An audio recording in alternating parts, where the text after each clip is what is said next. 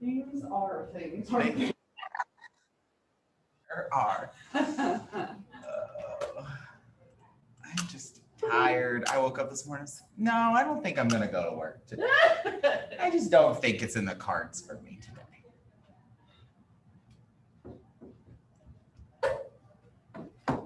Oh, Wow, that's fun. pulling a Jessie. I'm breaking things over here. Okay. New waiting room. Mute up on entry. Screen share. Decent.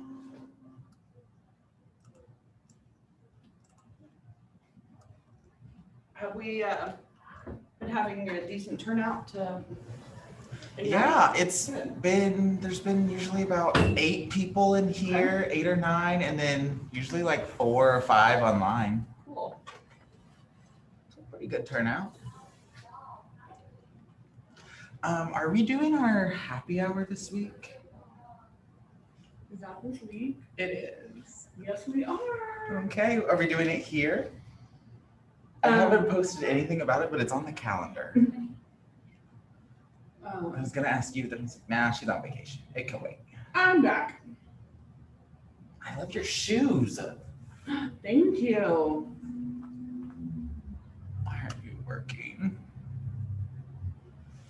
I hate computers.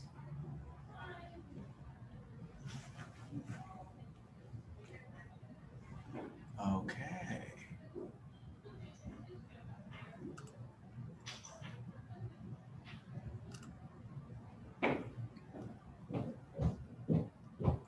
Wonderful.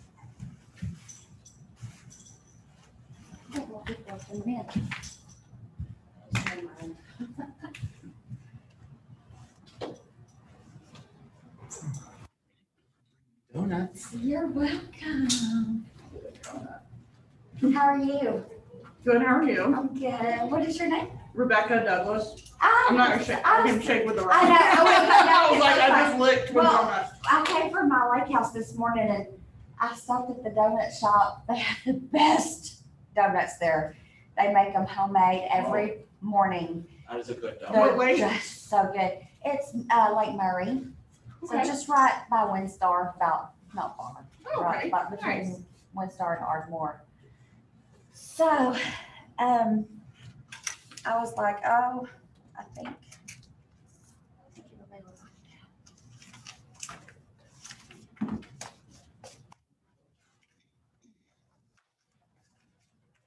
Good morning. Good morning.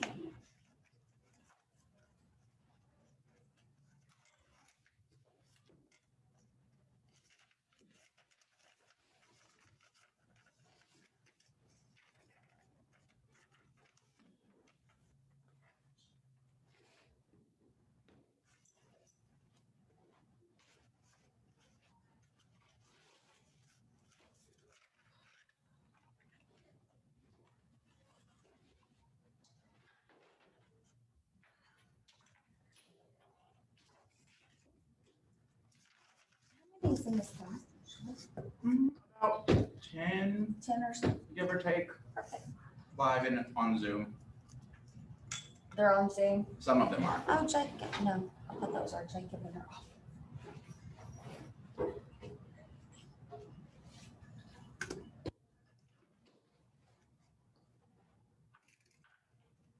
So does it go automatically to Zoom? Mm-hmm.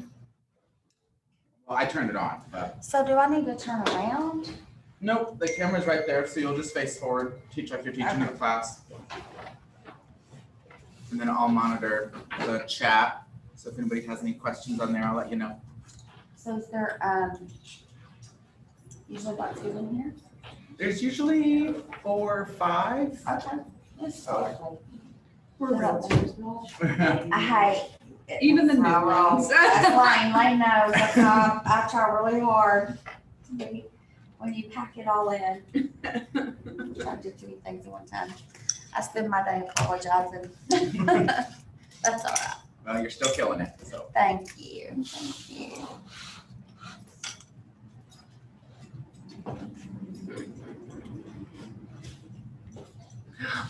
Did y'all have the best anniversary trip? Oh my gosh, it was so much fun. So much fun. Looked wonderful. I want to go back. Where'd you go? Seattle. Was it warm? It was beautiful. It was about 75 every day.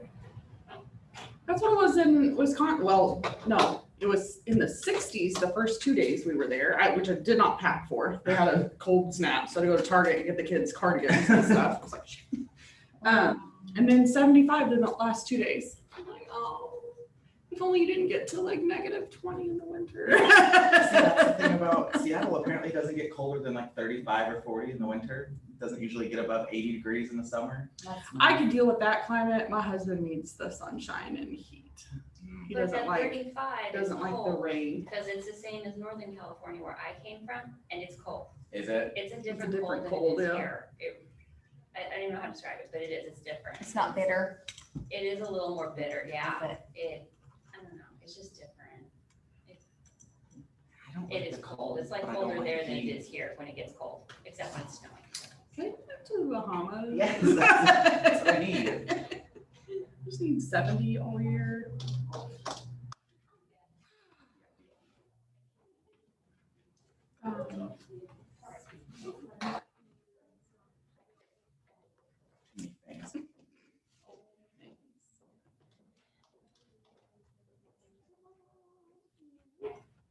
Hey, The girl. lovely Miss Kelly White joining How us are this morning. you? Good. What am I gonna say? This is Miss Kelly. She's new on our group, and we love her. How are you doing? You can sit in the middle if you want. We're No, just being. I'll sit right here. I'm glad you can make it. I'm glad to be here. I felt that move coming. Oh. Remember we were seeing her and she was canceling Mhm. everything. I was like, turn to Jesse, go, where's she going? And Jesse tried. And then she called her away. She's like, what's up? What's going on? No, I'm not certain. Hey, on this, it'll be like popcorn going on. On the videos, Mhm. you wanna show me? Yeah, so when we get to the part where you do the video, we can just, you can hit escape on the keyboard. And I have them pulled up on Google. I may have you run I can do that. that way. All right.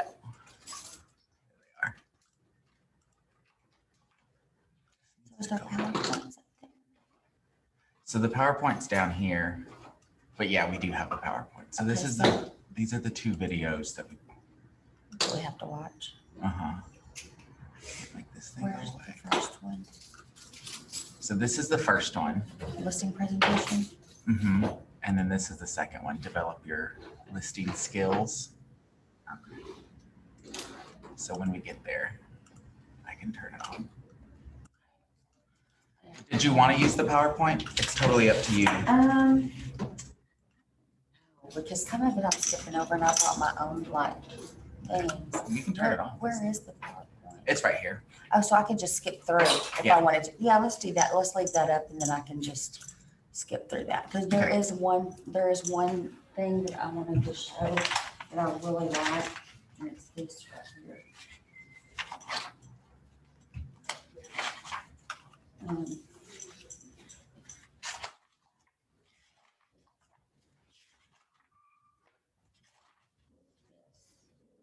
I love this. Oh, yeah. That's so good. So good. Yeah, you can skip through there. You don't have to touch on every single slide. Yeah. Oh, no, it's sticky notes are somebody else.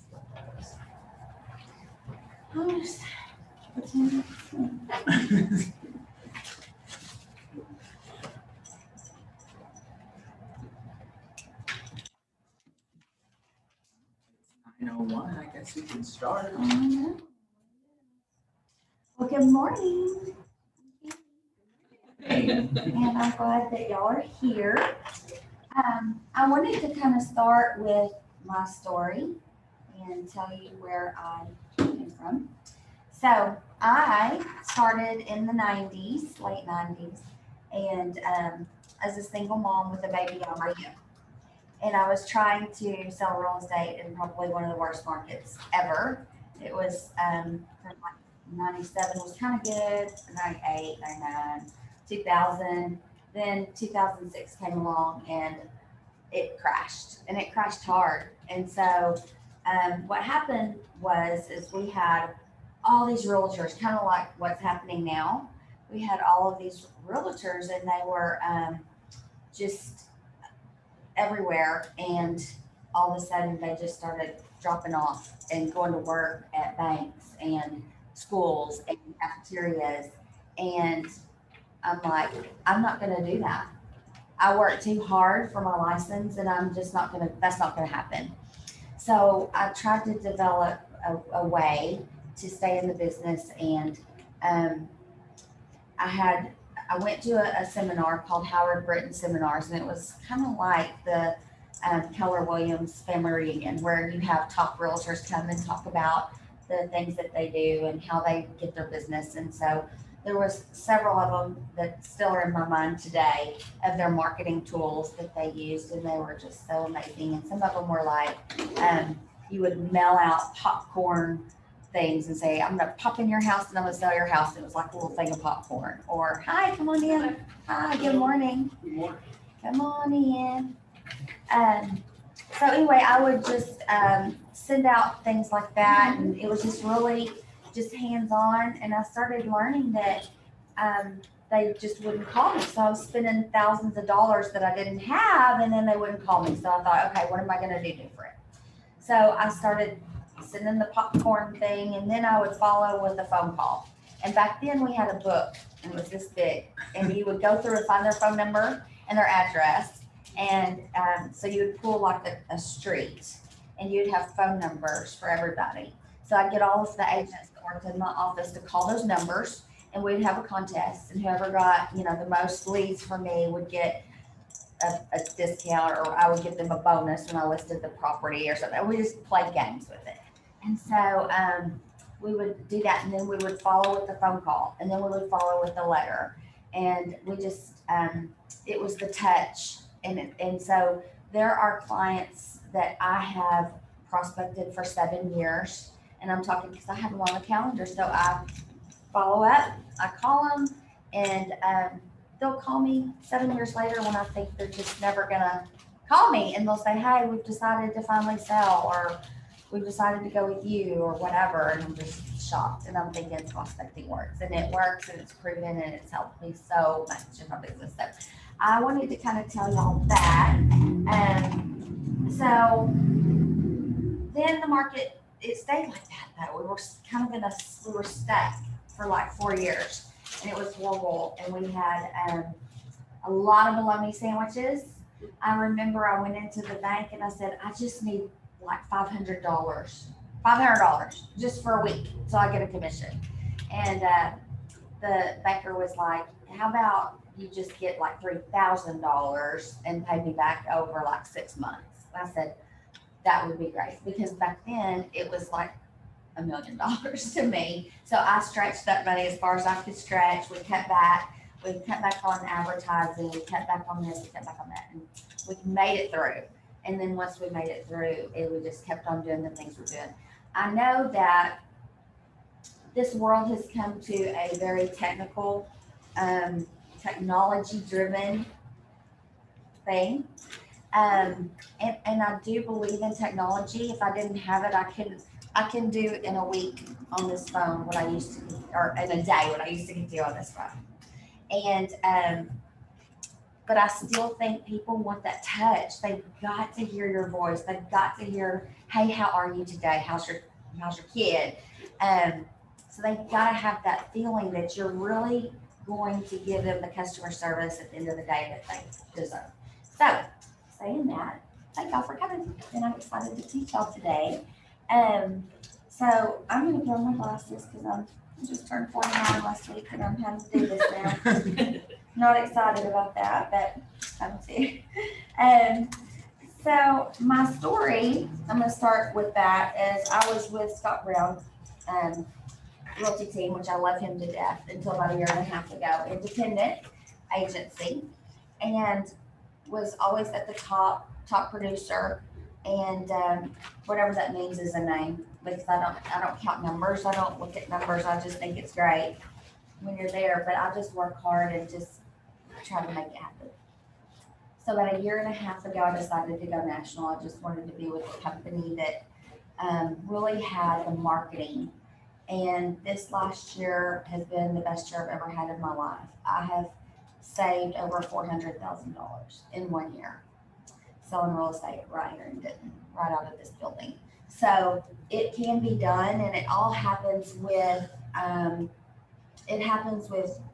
sticking with a plan, time blocking, making your calls every day. I have a self goal, and if I don't make my calls that are in we call them buckets in our office, if I don't make those calls every day, when I get home at night, I feel like I just have failed myself, my family, my world, my team, my universe. So I have to make those calls every day. I have to make them. And so I have some tools that I'm going to bring up here to give y'all that I received from my coach that I think will help you too. And it's just a way of how you get started on who to call. Because sometimes you're like, where do I start? Where do I begin? So I'm going to give y'all that as a gift today. We also have donuts back there, so if y'all hungry, eat. There's a bunch of them.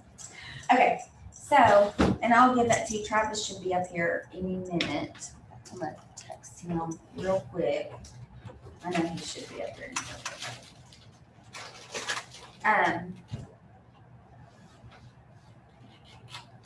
Pause for just a second. All right, so today what we're going to do is we're going to do a lot of role play.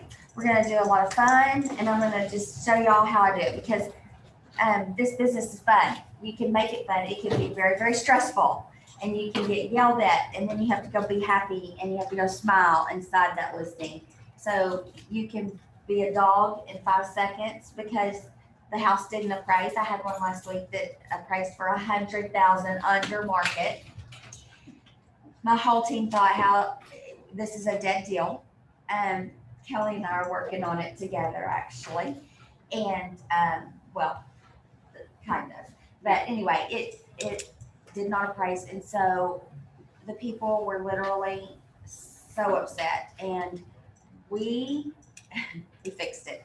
We fixed it. We're going to close. It worked. But I did a lot of talking and a lot of talking to them over the holiday. So my holiday on the 3rd was on the phone from 8 o'clock till 2 in the afternoon with the lender, the seller. They were freaking out. But anyway, so it's a lot of customer service. It's a lot of just, I want to, if y'all get anything out of this class, is customer service, talking to your clients, making them feel good, and following up. Those are the things that are so important, because in the beginning when I started, I was like, yay, I got a listing, and I was doing everything I needed to do to get my listing out there. But then my customers were mad. They were so mad at me. And I'm like, why? Why are they so mad? I'm working so hard. And it was because they weren't getting that customer service. They weren't getting the warm, fuzzy feeling on the back end. And so that's very, very important to make sure that you do that. Okay, so here we go. I'm going to start. I've never done an Ignite class, never taken the class, so I've been studying, so hopefully we can get through this together. So there is a mission for the day and preview video. Catherine Training is watching. Is that something y'all have already watched, or is that the video up here? No, that was my question. Okay. So we're going to watch this video, and then maybe by the time it's over, Travis will have this list to me, and we can go over that.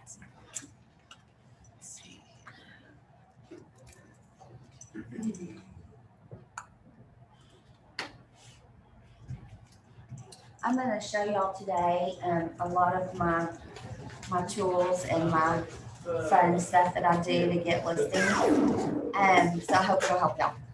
I hope it'll help y'all get some stuff going on. Hi, my name is Gene Rivers, and I'm here today to tell you how to develop your listing skills to a very high level. And after you've done that, you'll be able to go in and take over market share. Number one, the best source for listing leads is from your sphere and past client list. The fact is, the people you know the people that are going to be moving, whether it's at church, school, work, friends, relatives. Focus on making sure they understand you're in the listing business. Create a pre-listing package that you would give every seller, but rename it your guide to selling homes successfully in your market. And then give that to people in your database that you know have influence, that's collateral materials that they can give to their friends and refer you. Step two, focus on an area, product, or price range. When you develop mastery of a product or an area, you will much more quickly succeed in those areas. And in that area or in that product or price range, focus on the FSBOs in that area, the expires in that area, door knock in that area, geographic farm in that area, and I'm talking a fairly tight area, so that the people in that area will really identify with you as someone who can help them sell property for top dollar with low hassle in a short amount of time. Now we're at number three. Everyone today that's looking at hiring an agent, whether it's a referral, even a past client, or a stranger who's gotten your name somehow, they're going to check you out on the web. So you need to make sure that your website is competent, that you've got basic, powerful content in there, and specifically that on the landing page, the very opening page, there is a direct offering to a seller. Find out what your home is worth, get a guide to selling your home.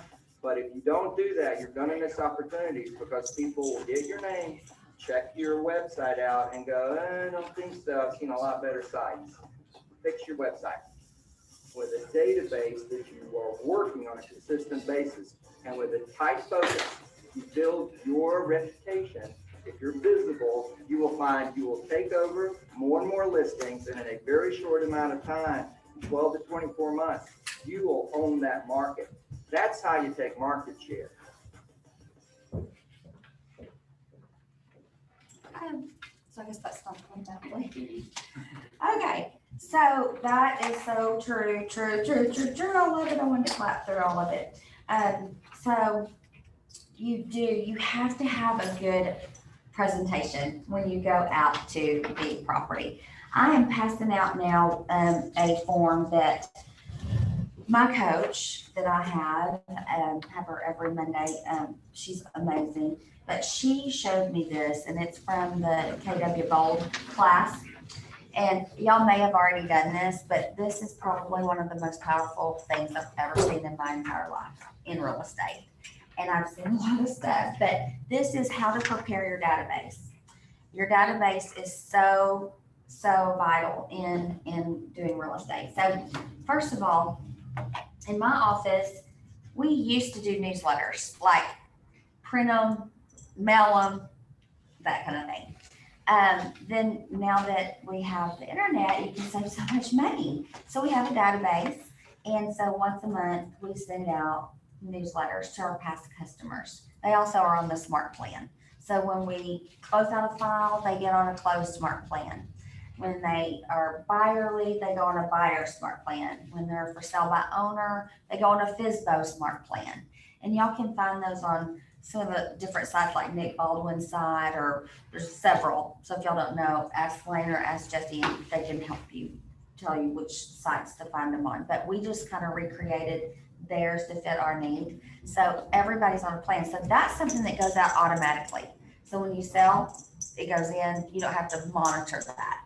But I still feel like they need more than that. So I like to do a newsletter. I like to do, we've started a new program in our office, like once a week, we're doing A, B, and C past customers, because we had noticed that getting the leads were not the problem, but nurturing was the problem afterwards. So we've started that in our office. But anyway, this is who do I already know? And this is just a great thing. What I would do is just fill this out, like who's your dentist? Who cares if they've been here forever? A lot of times you'll think, oh my gosh, my dentist has got to have a realtor. I'm not going to bother him.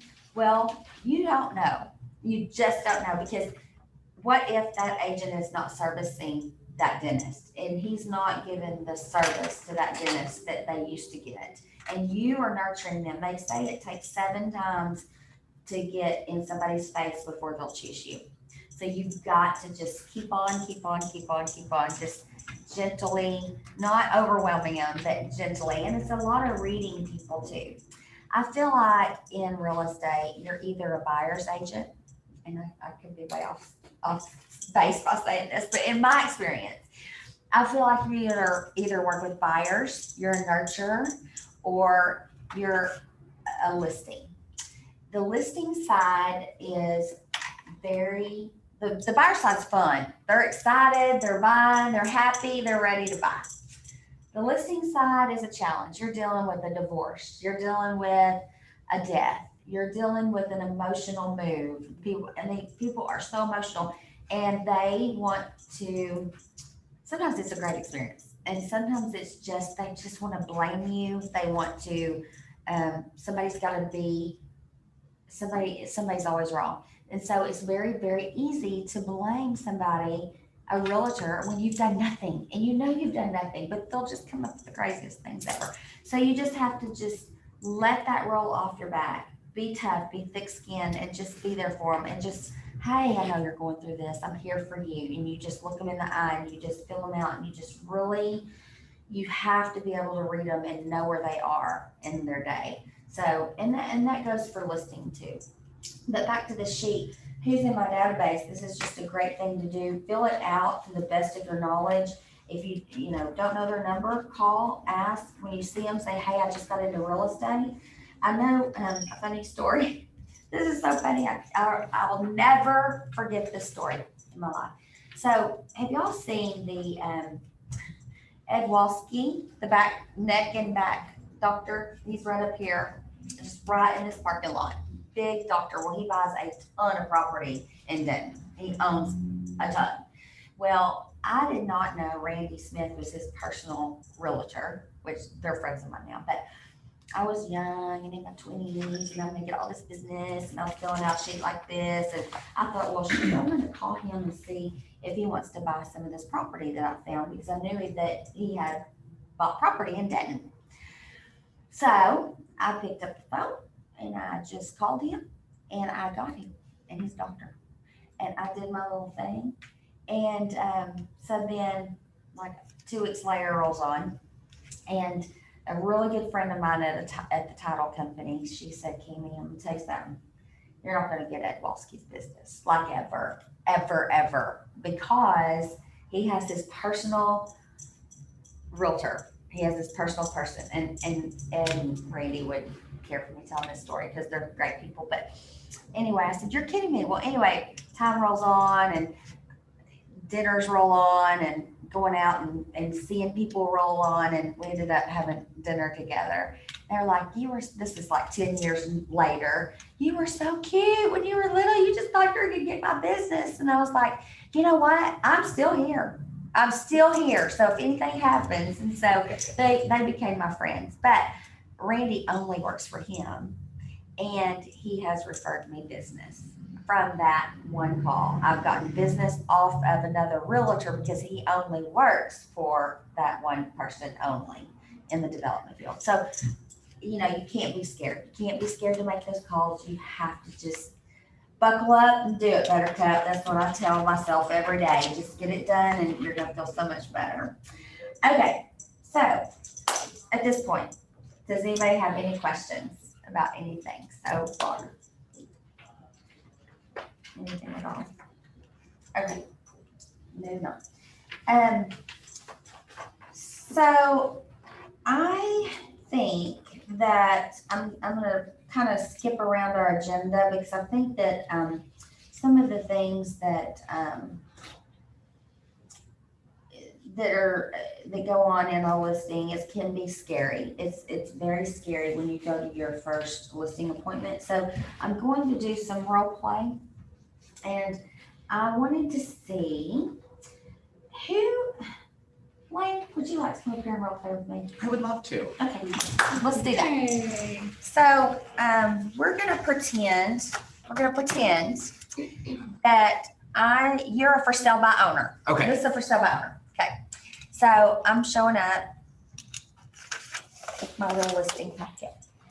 And I've just called you Mhm. and you said, I'm selling my owner. Mhm. I'm not gonna sell. I don't wanna sell. I'm not gonna use a realtor. And here I am at the door. Okay.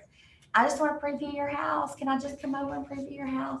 Yes, you can come preview, but, and I'm knocking at your door. So here I am. All right. Hi, Hi. how are you today? I'm doing okay. How are you? I'm great. I just wanted to come by and thank you so much for letting me come over. And can I see your house? Will you give me a tour? Well, sure. Come on in, but I just want to let you know I'm not using a realtor. I'm doing this on my own.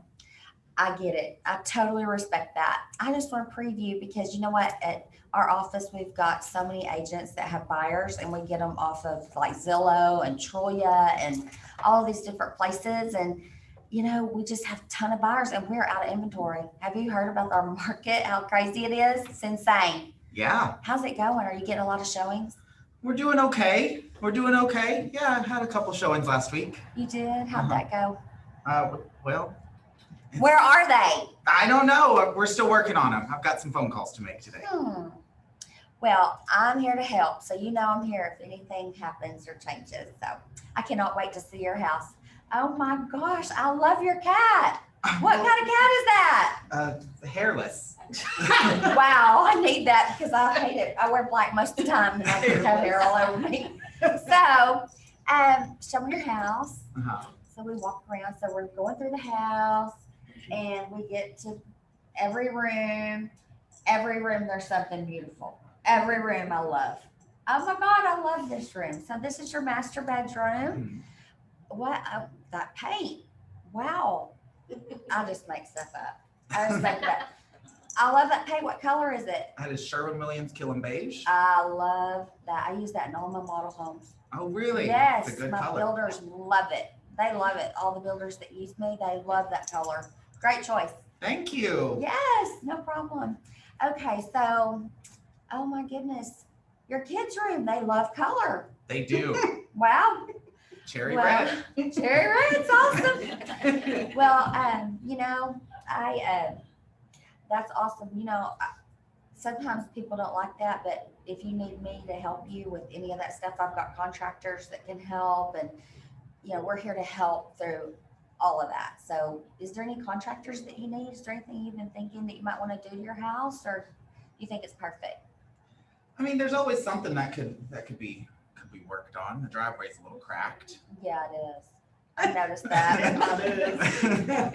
I noticed. That's okay, because you know what? I don't know that people are really going to notice that. But first impression is everything. So I've got a packet here. So we're going to go through this together. So, but thank you so much for giving me this tour. So while I'm here, I want to show you something real quick. This is my packet, and I know you're not listing. I get it, but I just needed to take some notes as I was walking through, just so that when I get back to the office, I can tell everybody about your property, because that's important. So in this packet, what I have for you is several things. This is my gift, my goodie for you today. So I Thank hope you enjoy this, because it's really going to help you sell by owner. So first of all, I have a listing, not listing, sorry. I have a preview for you. And so what this is your tax roll. So if you have to write a contract by yourself, you're going to need all of this information. It's a lot of stuff on here. So I'll help you with that. So if you get into a bind, you call me, because I'm here to help. Yes, always. ma'am. I've said help like 100 times. 100 times. I want them to know. Okay. So then I say, all right. So now, how much are you thinking your house? How much do you think? About 470,000 probably Okay. for this one bedroom. Awesome. house. Awesome.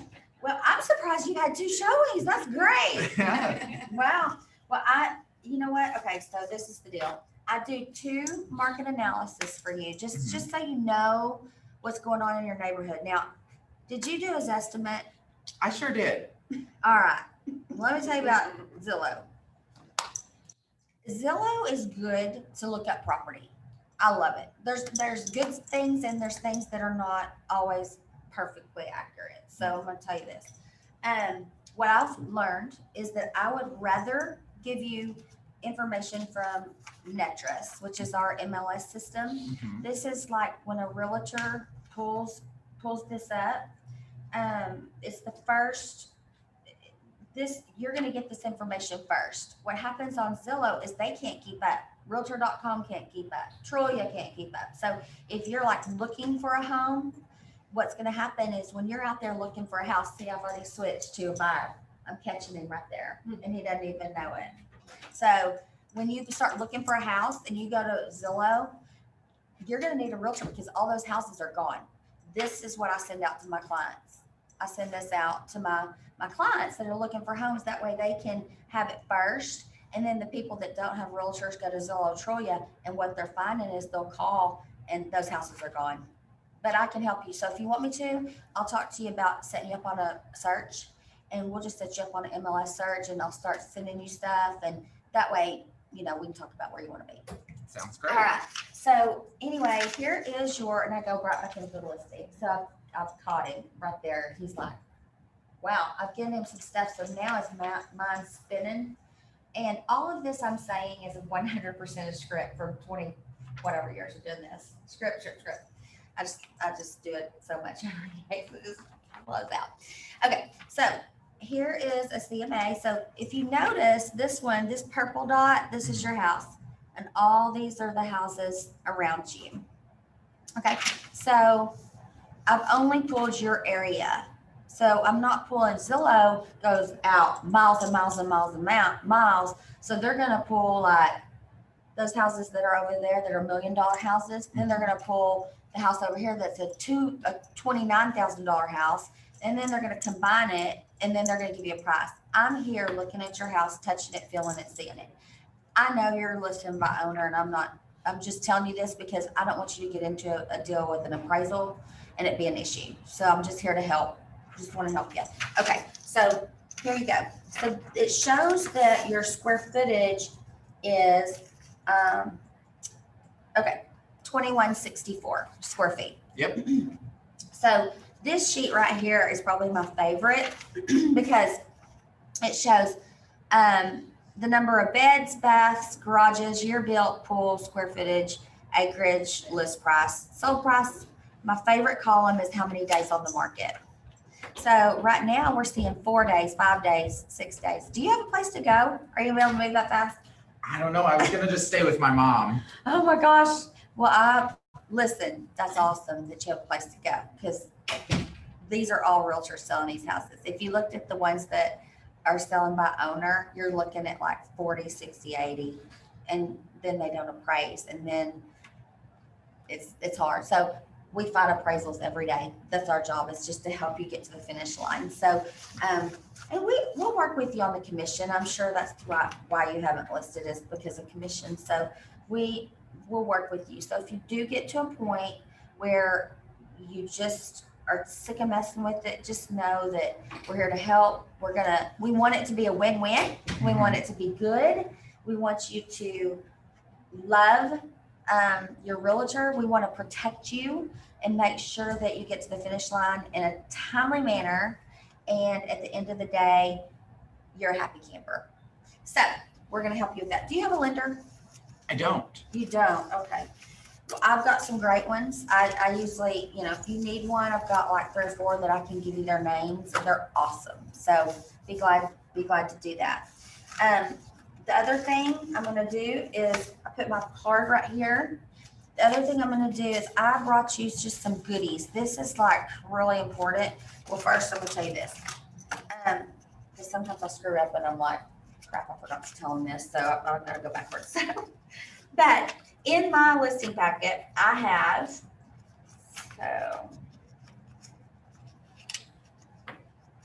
I always take, so do you want to sit down and then I can go back to this side real quick? Yeah. Or what do you think? 'Cause I Yeah. hate for you to- Okay, so we'll do this. I'm going to tell you about my listing packet. So several things. I'll rewind with all this. So I've done lots of things during this appointment. I made it fast And that's literally how fast I do it when I'm in their house. I'm in and out because they didn't invite me. They don't want me there. They're mad that I'm there. They're for sale by owner. The last thing they wanted was a realtor to walk through their house. And I've completely tricked them to get in the house, completely 100%.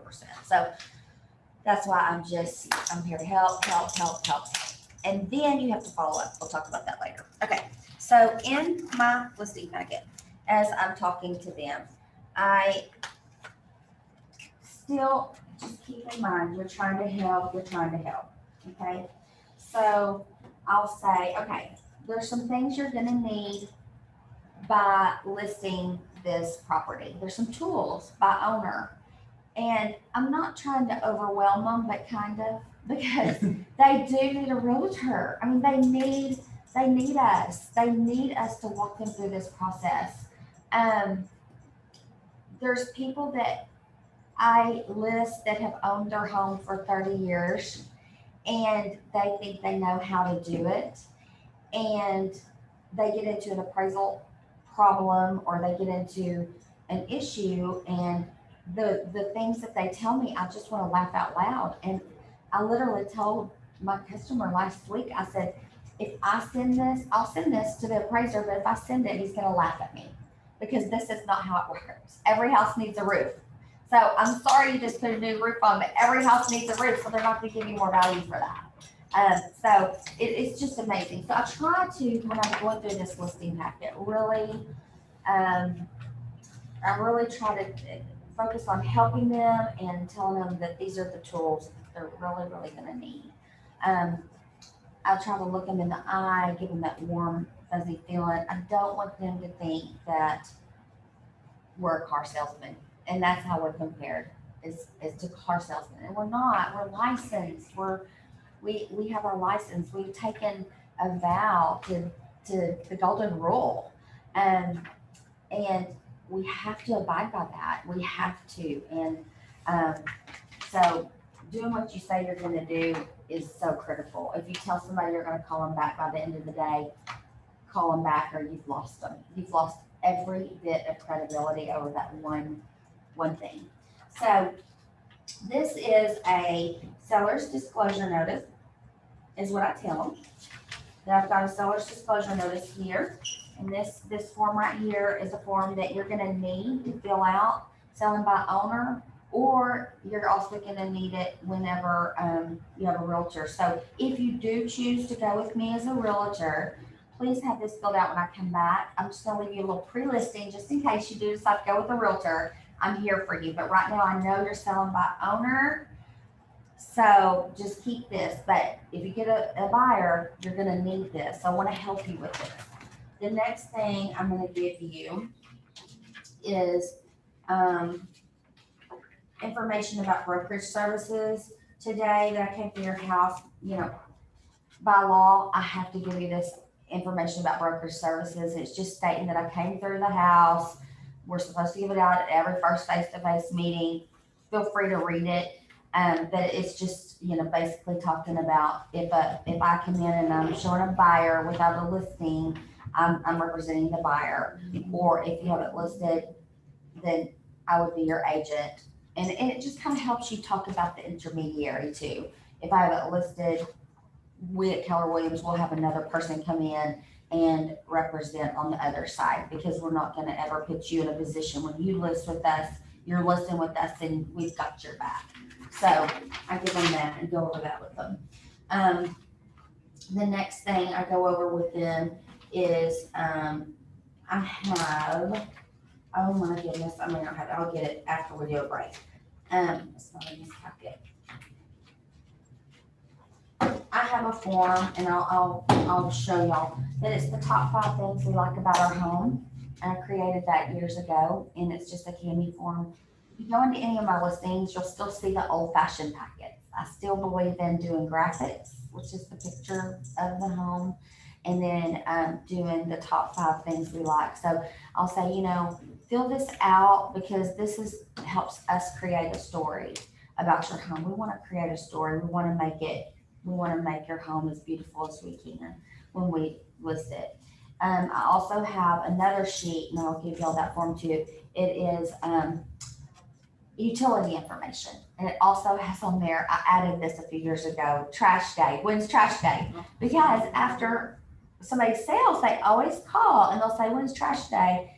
And I just want to be able to answer that question real quick. So we put that on there. But it's the utility sheet and all of that. I put all of that in supplements. I put all the things they like about their home. I put it in supplements, and then I also put it in the house. I also put the utility sheet in the house with the picture, and if I have a survey, I'll put that in the house. I want every tool, and I'll tell the seller this, I want every single tool in the house that they would need to write an offer. So that's what I do. Okay. Does anybody have any questions at this point? When you say utility, you mean like who services? the Yes, yes. I'm gonna text Travis. Do you mind texting him? Tell him to bring me the top 5 things and the utility sheet if you don't mind. Thank you so much.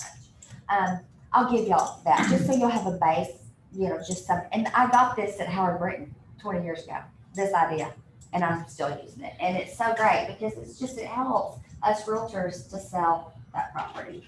Okay. So that's that. I always take a listing, and this is what I do. I'll say, okay, so this is yours, and I'll go, oh gosh, you don't need this listing right now. I just had it in here. But there's sometimes that I do need it because they'll go, it's rare on the first one, but sometimes they'll say, you know what, I'm sick of it. Let's just list it. I'm like, okay, I'm here, let's do it. Let's just fill it out. Let me sit down with you right now. Let's just do it. But I do that. And then I always have like everything we need for compliance in the packet, just because if they do that while I'm at the listing, I want to have all of my compliance documents right there because I just like to have it all just in case. And I also, in my listing packet, I always take a on-site sewer form, even though some houses don't have, most of our lot and blocks just are on regular city sewer. But I always take this because sometimes you just don't know. You think it's, and you'll get there and they don't have it. So I like to leave this so they can fill this out. So if they do have a septic system, I'll just say, hey, while you're doing this disclosure notice, fill that out too. This is your pre-listing packet. This is your homework, is what I tell them. So y'all fill this out and I'll pick it up when I come back. Okay, that's that. Any more questions? Hi, Beth. This is Perry. Where are you? It was somebody on Zoom. Do I need to talk? Yeah. It's a ghost. I'm here to help. Okay. Do they have a question? Somebody have a question? Anybody? All right. Also, in my pre-listing packet, I have another few things. And this thing right here is, y'all are more than welcome to have a copy of this too. This is 67 ways to make your home sell faster. So while I'm at their house, if it's a for sale by owner or it's a whatever it is, I like to tell them, I like to give them gifts. And to me, this is a gift. And I tell them, hey, this is a gift to you. This is going to help you while you're in your process. So this is just, it talks about different ways to sell your home. So throughout the house, open your draperies. But this is also helping you. Because if they do list with you and they've read this, honestly, a lot of times I'll come back and the house is a totally different house. And I'm like, oh my gosh, you did so good on your homework. But it really talks about how to get the home ready. It even goes into the yard. I mean, it's just everything. I have learned through doing this so long that people make up their mind when you're working with a buyer, like in the first 5 seconds, especially women. I mean, they know. The men, they don't know. And so I'll tell them, a lot of times when we're showing, they just don't know where to put their things. And I'll just say, okay, go to the dollar store, get some plastic tubs, throw everything in here, the winter stuff you've got in your closet, we've got 2 months, things are selling in 4 days. So go ahead, let's just get all that winter stuff out, throw it in that tub, and let's put it in the garage. Because by the time they get to the garage, they've already decided if they're gonna buy the house. So let's just get all this clutter and I don't ever use the word clutter, but in my mind I do. Oh my gosh. But I just kind of fill them out. And if it's an engineer, and they have their closet perfect, whites, reds, greens, and it's perfect, I'll walk in and I'll say something like, "Are you an engineer?" And they'll say yes, and I try to break that because engineers are you cannot break through that wall. And so I have to change my personality if it's an engineer. I kind of do that, and then if they are just very, yes, I'm like, oh, that's great. Where did you go to school? Because that's how they want to talk to me. They want it in blocks. They don't want this bubbly, funky me. That's not what they want. They want the blocks. So you've got to be able to read people, read where they're coming from. If they're sad, they've lost a loved one, you don't get the bubbly Kimmy. You get the compassionate Kimmy. I'm so sorry. What can we do? We're here. What can we do to help you? So that's what they get. Okay. Now, also in this listing packet, I have other things too.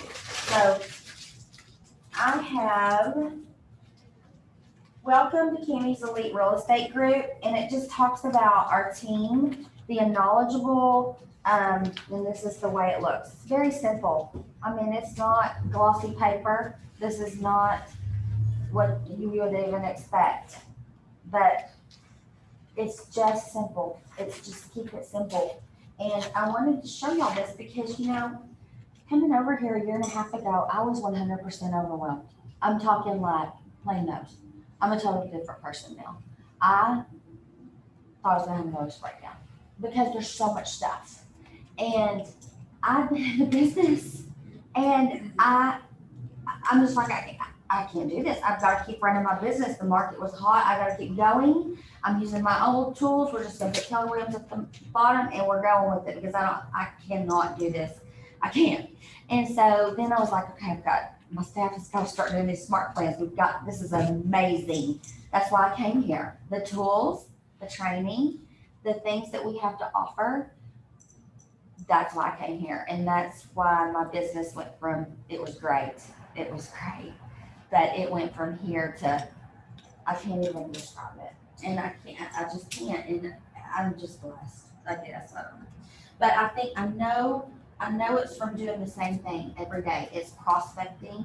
I make between 50 and 100 phone calls a day. And if I don't make them, it kills me. It kills me if I don't make them. And they're past clients. They're people that I've prospected. They're people that I've put back in my system, call in 5 days, call in a week, call in a month, call in a year, check on this one, check on a past one, da da da. So just want to show y'all something. So this is how I do that. And I'm just kind of showing y'all different things. I'm kind of jumping around the schedule, but I just kind of want to flow with it today and just kind of show y'all what I do. So these are my unreached leads. These are for sale by owners. These are ones that I have to call today. I don't know how I'm gonna get this done, but anyway, I'm gonna get it done. Anyway, these are my unreached leads, and then I just call them, and then I put them back in my system. I use a system called Follow Up Boss, so it tells me when I'm supposed to call them again.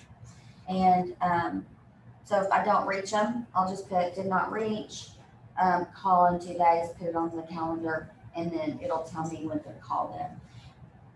Y'all would probably like it because it'll tell you on your phone when to call them, and you can just call them straight from your phone. You can dial the number straight from your phone, but for me, my phone is going off all day long. So I can't just do that because I just can't do it. I have to do it the old fashioned. This is still my age, but I have to do it the old fashioned way with their name and know what phone. That way I can write notes beside it, and then I just turn it into my office and then put it in my system. But I have to do it that way. Okay, I just want to show you how I do that. When I'm at that listing appointment too, I always try so hard to be creative and get email addresses. It's hard for me to ask for an email address. It's hard because I feel like I've intruded into a for sale by owner. I have gone into their home. I have tricked them, and now I'm asking for personal information. And so it's like, oh gosh, so I have to like really be very, I try to think, okay, so if they're looking for a home, I get it that way as a buyer. I'll say, okay, well, let me set you up on a search. That's how I get their email address. If, a lot of times I'll say, okay, well, I just want to check on you and send you some stuff that'll help you. And I have to remember when I leave there, if I sell them that, I have to send them something when I get back to the office. So we have something to send if that happens. We'll send them, we have a marketing online that will send them stuff like that. But I have to get their email because email's how I put them into that FISBO Smart Plan. So if you don't have that, you still have a disappointment and you don't have the tools. And then this little packet is just why choose my team, why use a realtor, my marketing plan. My marketing plan is like this. I mean, it's all so simple, but it talks about my for sale sign, internet, home of the month, newspaper ads, postcards. I do have an ISA that's out in, I did hire a company that this guy does all of my Facebook ads. He does all of my, like happy birthdays. So I have a guy that used to do my internet. This is so funny. I get a kick out of life, y'all. You have to in this business. If you don't, you just have to get out of it because it will drive you crazy. It will drive you in the ground. In fact, Jesse or Diana called me last week and I was like, I had it. I had like 10 people on my butt. What 2 appraisals and closings. And I mean, and it sounds like such a great problem, but it's hard when you're just trying to make everybody happy. And I was just CDA, it was just horrible. And so I called Diane and I was like, you better get Justin to call me right now. I'm about to die. I'm just mad at everybody. I'm mad at anybody who calls me today. I'm mad at them unless it's a customer. And so within 5 minutes, Jesse called. Kenny, are you okay? I said, I'm not mad at you right now. Who am I mad at? I just had to just let it out. I said, okay, thank you. I had to get that out. Just had to get it out. And so my daughter moved to OU Saturday. Let's say Friday. So I packed her up in a truck, a semi, drove the truck and trailer. I just walked by her room and it was empty. I have people dropping at me over stupid appraisals. I was up to my eyeballs, but you get that way. And so when you get that way, you just have to pause and my voicemail was full. And I didn't even have time to check my voicemail. It was that insane. And so you have to just, hey, come on up, Bo. This is Bo from our office. He helps me pull on my leg.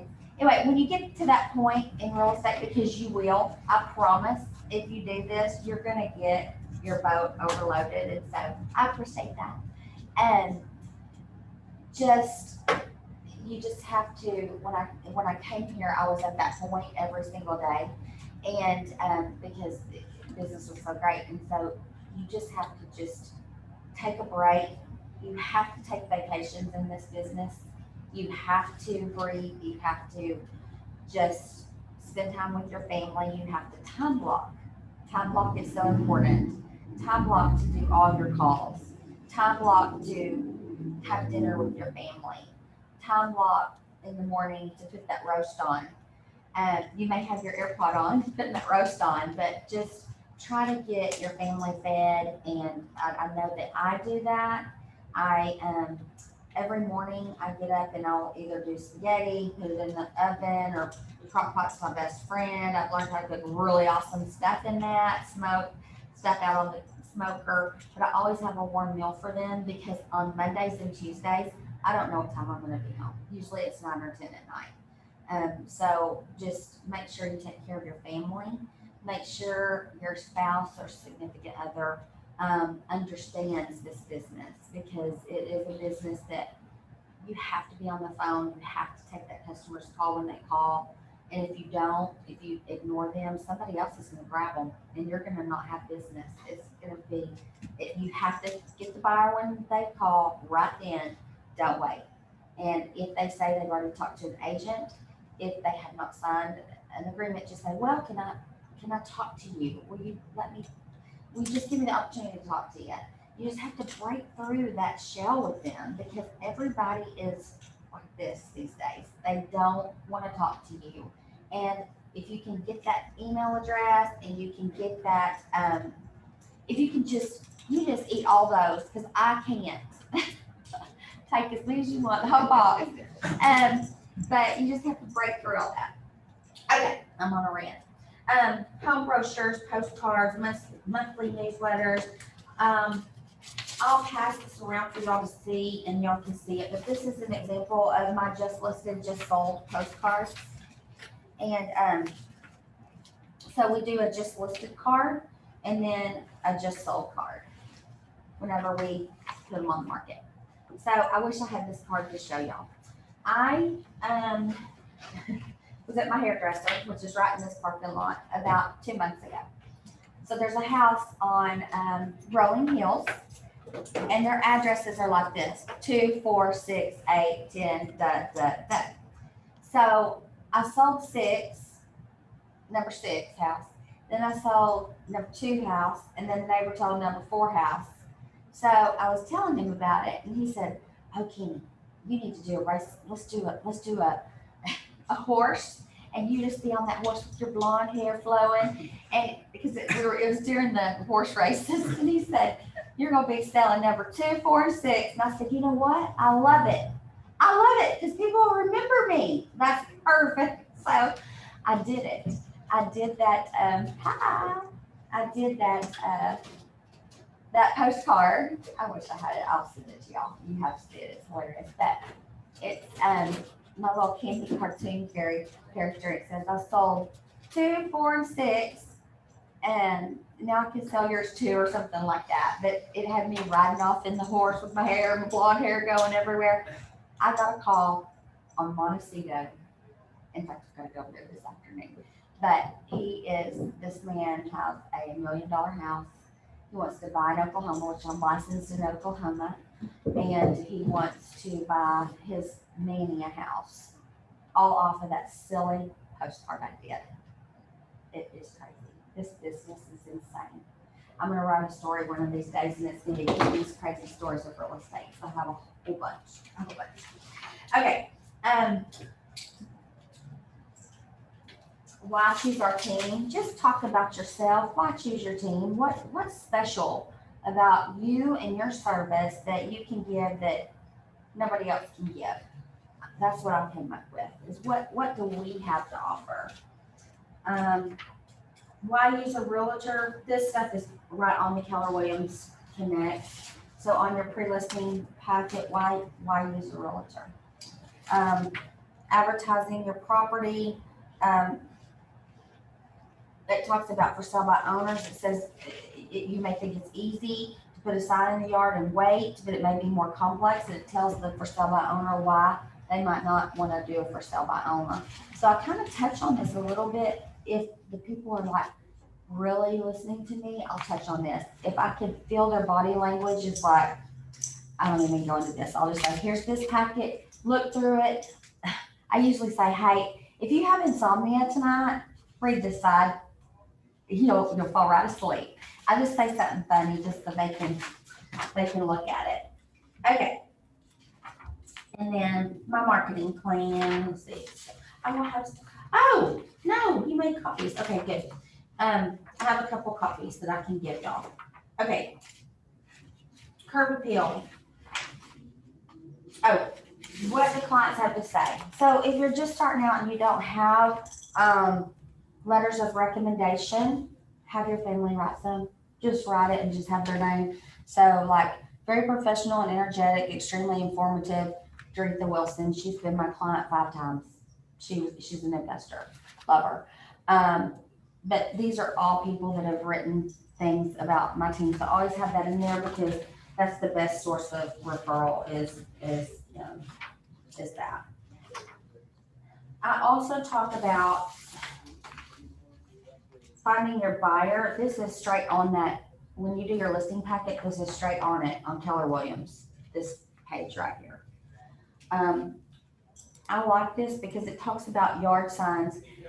Ironically to me, this piece of this pie right here, just this little piece, says yard sign or open house sign.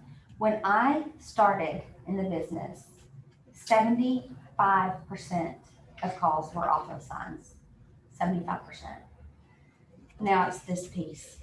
That's what our internet's done. It kills me. I'm like, oh my gosh, this is crazy.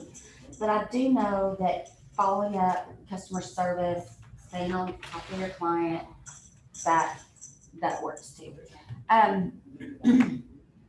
Friend, relative, or neighbor, that is only that much as well.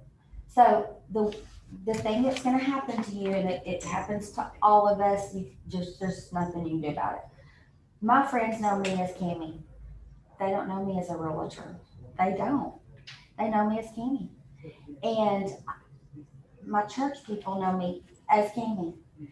If I marketed a little bit more, now I have had church people that have listed with me, but they just know me outside this office because I do try to separate myself. But it's terrible when that best friend goes with another realtor.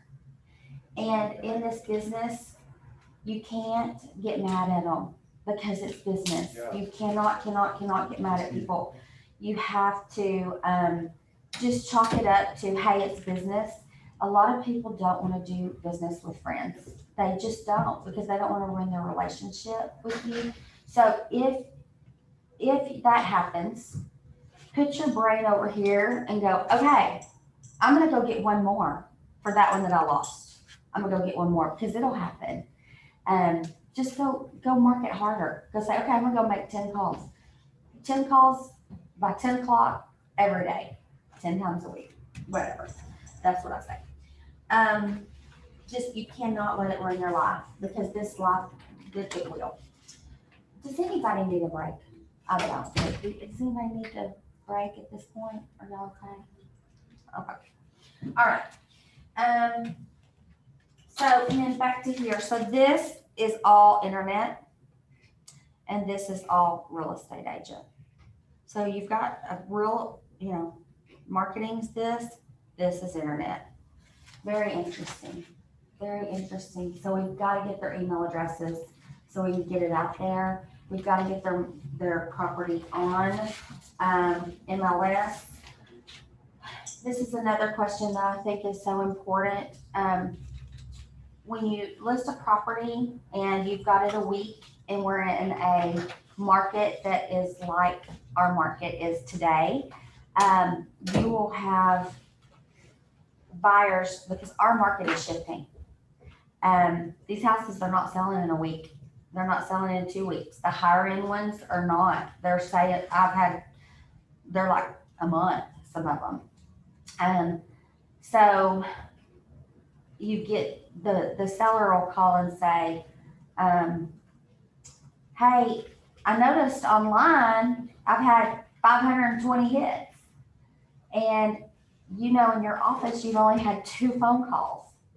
And so it's been bothering me. Like, why are these people getting 520 hits? And I only got 2 phone calls. What is the deal? So I figured it out, and I figured out the right answer. So this is the deal. What I tell them is, I'll say, you know what? Your house is awesome. And people have, on Zillow, they have their searches set up to where it will ding them if a match comes up. So it's going to ding them. So if they put in, I want a 3-bedroom, 2-bath house in Denton, well, if I list that, it goes to that client. So if you've got relocation people coming in, they're getting all these dings. Well, it shows on Zillow that people have actually looked at their house, and we haven't gotten any phone calls. So when you get that listing, you're going to get those phone calls, because I get at least 1 or 2 of those questions a week. People are so internet savvy now they're looking at it and they're going, what's going on? So that's something to know. That kind of calms them down. I've noticed by explaining that. Just because they're getting dinged doesn't mean they love your house and want to come see your house. Also, when you list a property, people will want you to put a lot of times they'll say, do you still do graphics? Which, you know, is a picture of the house and the tube. I don't do that, and I'll tell you why. I want people to call us and not get too much information. Plus, it's expensive. It costs a lot of money to do graphics. I want to save money. So what I do is I'll just say, hey, you know what? I'm going to have all that in your house, but I want people to call us because I can't do my job if they just get the graphic out of the house and they go give it to a neighbor and then that neighbor tells them everything they want. I've not been able to do my job. So I don't do that. I don't do the graphic thing. I try to also on my listing, we try to put them in and we put all the points on there, but kind of, I like to leave a few little question marks just so we get the buyer call so that the agents in our office can really benefit from those listings. The more listings, the more buyers. More listings, more buyers. Okay. So that's about it. I mean, I've got other things. This is a really good one, and it's also on the listing packet in Keller Williams. It's called the Strategic Promotion. It talks about your coming soon, just listed campaign. And then the process.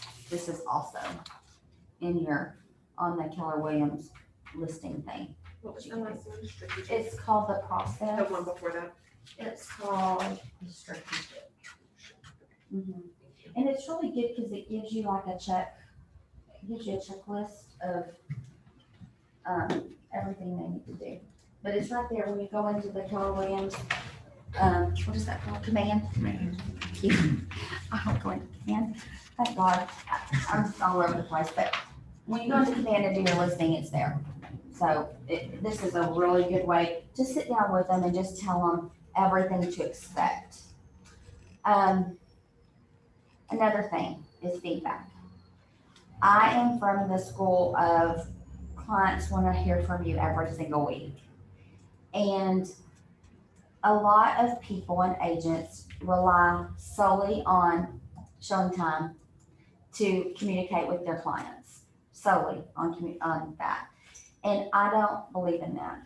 And I don't believe in that because I feel like, again, that customer needs to hear from you every single week. They need to know what's going on behind the scenes of their home. They want to know, are you getting calls? How was that feedback? So what I do is, it's so much work. It's so hard because as our market shifts and we go into houses staying on the market 3 months, 5 months, 6 months, and then having to extend your listing for 3 more months, be creative, take it off, tell them not to list with anybody else. So you take it off for 31 days and then put it back on. It'll happen. It's going to happen. It's just going to happen. So get ready. They want feedback. And when that happens, if you've given them good feedback, you will keep that listing. If you have not, they're going to say they're going to go in a different direction. So you've got to communicate with them. So what we do is every Tuesday, we call our clients, no matter what. So we call and we say, hey, if their house hasn't shown, hey, 4th of July was last weekend. It's kind of slow, but we're here for you guys. We're still marketing your property. We have some agents that might want to do an open house. Are you okay with that? And we'll do an open house. Things like that. We come up with just different, in fact, I think on command, there's different things you can say to a seller about this stuff. So that's important. I can't stress that enough to get that done. You want to make sure that they are always in the loop on everything. And if their house has shown, even though they get the centralized showing time, make sure that you still call them and say, hey, great feedback, or hey, let's talk about this feedback.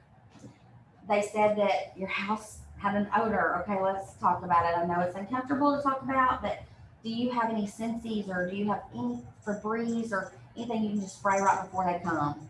Let's try to figure out this problem. Not everybody knows how to clean. They really don't. Not everybody sees clutter in their home. So we have to be, nobody would kill me, but you have to be their counselor.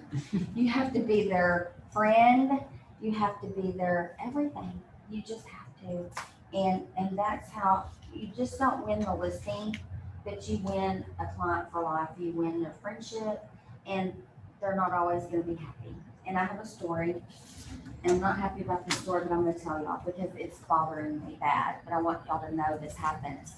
And so we've always had great ratings, like 5 on Zillow, always. And I'm very, very proud of that. I'm so proud of it. But I took a vacation. I lost my assistant of 8 years, and I took a vacation and I hired a contract to close coordinator to help me. And the contract to close coordinator had 30 files, 30 closings. It was insane, y'all.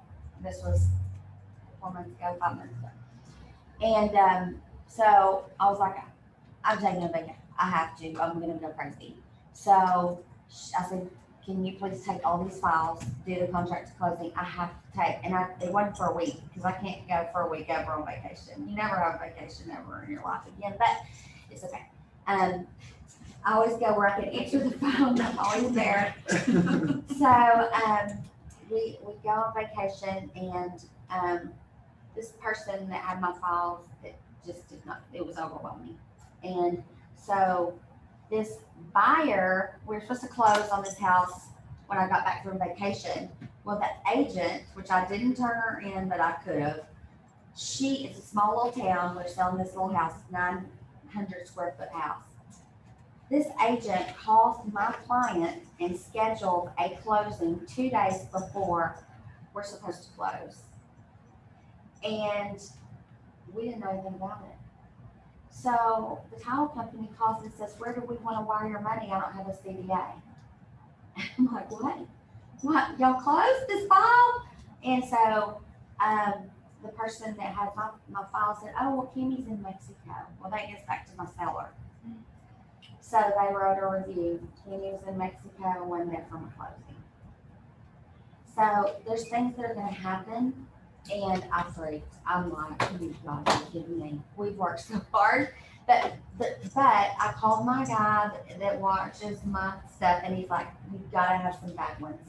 It really, if you're always done, you've gotta have bad ones, and just if people start writing good ones again, you'll be fine. But you know, it's bad. I mean, it's gonna happen, and just don't let it kill you, because that could have killed. I mean, I'm bothered by it, but I'm not letting it ruin my day. I'm still going to do my prospecting. I'm still going to do what I do. One person is not going to ruin me or put me in the ground, but it will happen. And if you're a good, you know, we're all good people, but it's so hard, because when you're at the top,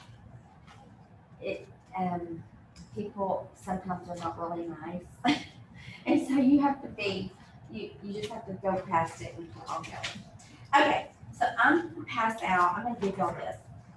This is, I'll let y'all take. This is the top 5 things about our home that I did, and this is my average utility bill, so we can just, I'll just let y'all pass that around.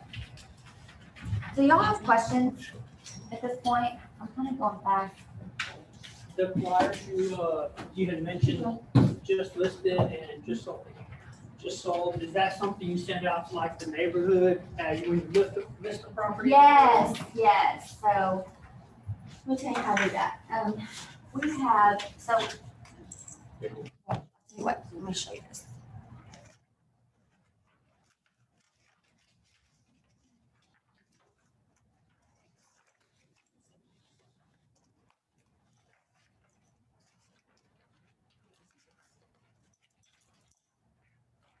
I have a couple of examples. didn't realize I did. So this is another thing that we do, and I'm gonna answer your question.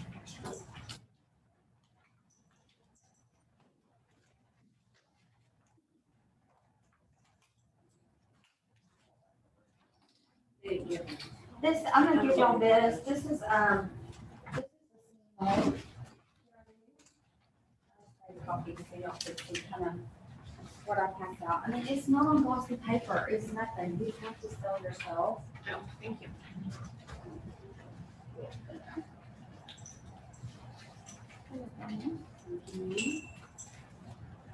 Thank you so much. So, this is just a CMA, just so y'all know what I take to a listing. I want y'all to have a copy of it. Do you do anything that shows like what school districts that are also in their area? That's a great one to add. That's a good one to add. Thank you. I need to add that. What'd you say? School districts. Okay. It'll auto pop from MLS, but that's a good one to add. Very, very good, because when people are walking through the house, a lot of times they want to know that. They do, that is a good, thank you. Okay, buyers. Just listed cards, right? Isn't that what you asked? What is your name? My name's Joe. Joe? Yeah. Nice to meet you. Do I know you from somewhere? I've called you a few times. That, what, do I? I've called you a few Oh, times. you have? Was I nice? Probably not, it's been the last 4 months. Probably not. Right. I'm sorry. You're fine. If it was on that one investor that I don't have anymore, I probably wasn't nice, because he drove me batty. But I don't have him anymore. Oh, that one, But yeah, all those lists. thank God it's They over. kept showing up in our searches, we're like, Thank God it's over. Thank God it's over. Okay. So, okay. You were asking about the just listed cards and just sold. Yeah, you mentioned. Okay. Flyers. So, this is the deal. Oh, no, no, I have the one. Okay. Whenever I, list a property, I send out a just listed card for the whole subdivision. So you can go on MLS and you can go to Metris. If you don't know, somebody here can't help you. If you call Brittany at the board, she's awesome. Oh my gosh, she can walk you through everything on MLS. So if you get into a bind, call her. She will help. But so we will we've listed a house in your neighborhood. I call everybody in that neighborhood. So I have a system. So I'll say, hey, I've listed your house, or I've looked into that house, your neighbor's home. Just want to let you know. Or I have one of my licensed ISAs call. Kimmy's listed a house, we're watching for it to sell. That's it, just real simple. Then, when it sells, we send a just sold card. Hey, guess what? Kimmy just sold a house. You're gonna be getting a card, be watching for it. So they've gotten 2 touches, then 2 cards, 2 calls. So that's 4 touches. And I have a staff, y'all. I mean, I have a staff, but if you can just try it when you get one, just try to just reach them by phone. Even if you don't have the budget to send out a card, call them. Just call the neighborhood, walk the neighborhood, pass out your card. Hey, just want to let you know. I mean, it's beautiful right now. So in the evenings, just walk and say, just want to let you know, I listed a property. If you know any friends or neighbors, come by. Or, hey, I'm hosting an open house. Come over. You can get listings that way. It works. It really does work. That's what we do. How do you get the phone numbers for the subdivision? Well, I have a system. Okay, there's a system that you can buy called RedX, REDX. That's the system you can buy. I have a system from years and years ago that I got before any of these other systems, and I pay for it minimal, but it's so much per call. And it's called TLO.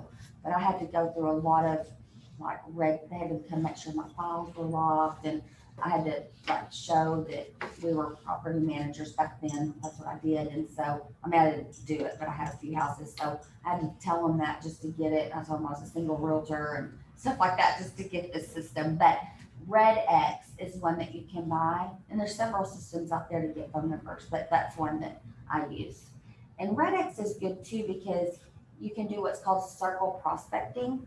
So like, on Redex, they have a dialer on there. So like if somebody is selling in that neighborhood, a realtor, or there's a for sale by owner, it'll tell you the for sale by owner, and it'll give you all the people's phone numbers in that neighborhood, and you can just dial them right off of your screen. And that's a good program to have. Does it sit for a do not call list? Except, and it covers the do not call list. Okay, for sale by owners, I forgot one thing. So, when all right,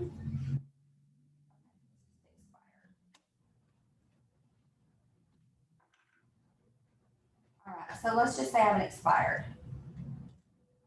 I'll send them card number 1, find the buyer of your dream. The next week it's time to get back on the market. Meanwhile, I've called them and introduced myself. So a lot of times I'll go and get in their house and preview it, and they'll say, oh, I just got your card. Well, week 1, week 2. What's week 2? So find the buyer of your dreams, and then it's time to get back on the market. Okay. And then week 3, don't let the opportunity slip away. Then week 4, ready to get back on the market. Week 5, y'all ready? Drum roll. Like Lexus card. Sick of my face? Then hire me to sell your home and you'll be out of town in no time. So they get all of that. That's what they get from me. After I preview, and this is just, I just have really cute candy cards and we're out, so this is what they're getting right now. But this is, well, it has my logo and stuff, but after I preview, this is so important. Don't type a thank you note and don't do a pre-printed signature card ever. Do a personal handwritten note. It's so important. So I preview their house. I've left the for sale by owner, come straight back to the office with my packet. And before I tell you that, I'm gonna show y'all this. This is what I bring back to the office. So this is my listing checklist. So I just assume I have a listing. I just assume it. And so we're gonna work it and market it and try to get it until I get it. So this is our new listing form. I put their name. So when I'm there, I put their name, their email, where I got their lead from, whether it was a for sale by owner, FSBO, if one of my ISAs sent me the lead, Home Light, wherever it came from. And then we put this in the system, but I also have, usually I haven't been to this one yet, but it has all the notes of the person that I previewed all on the back. Then I put this in, I call it a tickle system. It's just an old fashioned tickle system. It's a file that opens up like this. It has letters on it, A through Z. I stick this in there, and that way, whenever I call them in a month and they want a list, I can go pull my notes from when I previewed their property right out of that folder. So I've got them all in there. So I just keep them just until, and then once a year we'll kind of go through and clean them up. But I'm calling them constantly, but I always like to keep it because, I mean, I've pulled things that are 5 years old out where it has the notes from 5 years. It's really cool. It's really cool when I get them and they're 5 years old. I'm like, oh gosh, it worked.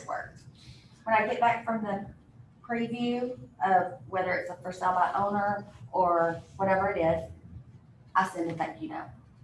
And in this thank you note, I say, thank you so much for letting me preview your house today. It was such a great time visiting with you. I enjoyed our preview and my tour. I wish you the best. Please call me if I can help you in any way. Leave it simple, just a handwritten note. I put my business card in there and my signature and I mail it. In the meantime, they're still getting these cards. So they've been touched, twice by me, 4, 5 times here, 5 weeks in a row. And then we put them in our system, our bucket system. So it's like every week usually like if they're for sale by owner, it's every like week. If it's like an expired, it's every 3 days, and I'll call them. And they just go onto my routine of who I need to call every day. If I talk to them, they'll say, hey, I need a week or two. If I can tell that they really need a week or two, I'm gonna give them a week or two. If sometimes they'll say, call me on mid-July. If they say mid-July, I'm not calling them on the 15th. I'm calling them like the 11th.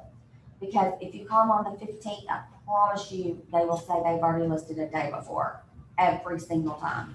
And it's like, dang it, if I'd have just been 1 day sooner, it happens. It happens. So, just wanted to tell you that. Let's see. Okay, questions? Do you call the expireds or do you like send them a note first? Do I call them, the buyers? Who the expireds? I call them first and get in their house. Well, together, it's a thing working together. So the expired comes up and it's on the hot sheet every day. I find their number and I call them that day and I see if I can get in their house and look at it.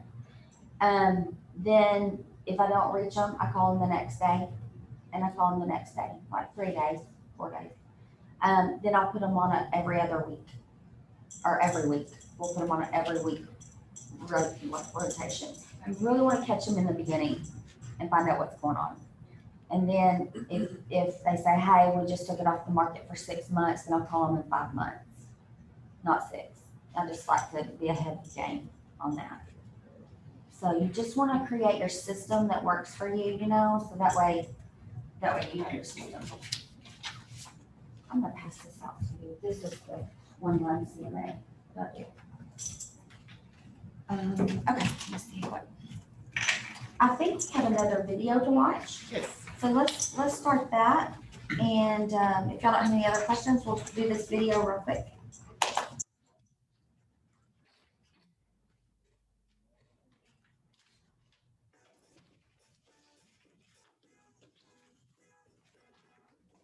Hi, I'm Josh Bass from Vancouver, Canada. I'm with Keller Williams for 8 years and been selling real estate for 18 years.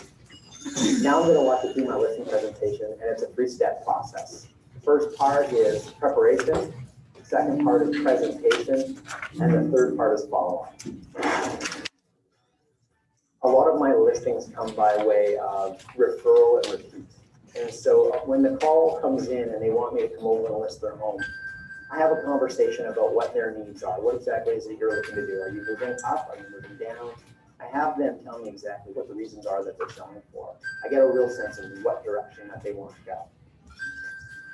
One of the things that we've done to make my appointment setting a little easier is we've time blocked. We follow what Gary says. He says time block everything that you do. And we've time blocked our slots in advance for listing appointments. Every day, Monday to Friday, we have a slot available at 4 o'clock and a second slot available at 5:30. So I've got a potential of 10 listing appointments Monday to Friday. That makes my life a lot easier because I'm able to time block my lead generation first thing in the morning and not have my day so loose and scattered. So I'm trying to scramble on where to put a listing appointment. What we do now in our team is we decided to go paperless with our evaluations, our CMAs.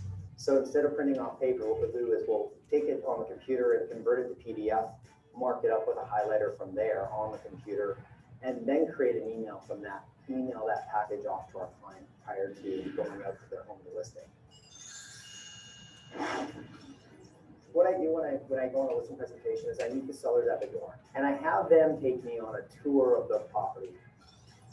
During that time, I'm actually asking them to tell me again, to recap again, what their motivation is for selling. So I'm getting them more comfortable with them moving out of their house is what I'm doing. That usually takes about 5 minutes. And when we're done there, we transition right over to the kitchen table. We'll talk about the market, the evaluation itself, and that in itself is about 15 minutes. Once we've agreed upon a price that we're going to list at, we'll sign a listing contract. They sign the initial 3-page contract. They sign the property disclosure statement, and they sign the working with a realtor brochure. Outside of those 3 documents, that's it. I send in my measuring company to come in and measure the home. I send in my stager who's going to contact them to come in and stage the home.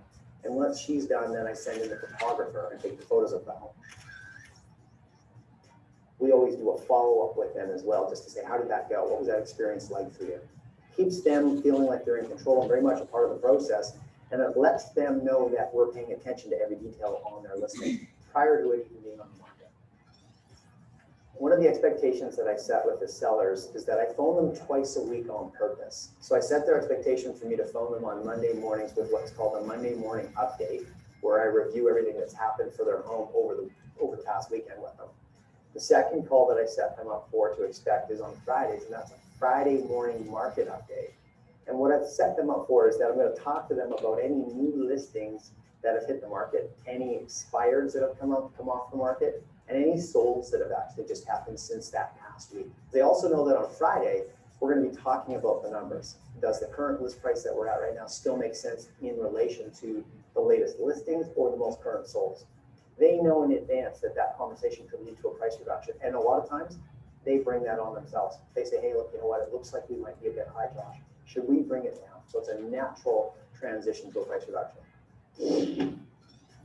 One of the reasons I choose not to do a pre-listing package is when I'm sitting in front of them, I really want their full focus and attention. I want their attention on me, and I want to be able to ask them questions where they're giving me their full attention and not flipping through a pre-listing package. Most of their questions are going to come straight from their gut, and that's really what I'm looking for. I'm Josh Bath, and I just shared my listing presentation with you, and I wish you all the best with yours. Okay. So do y'all have any questions on pre-listing packets? They have a real good one on command. That's how, I mean, that's really how I created mine on command, was just, you know, you go on there and then you can take what you want and then put what you want in there. So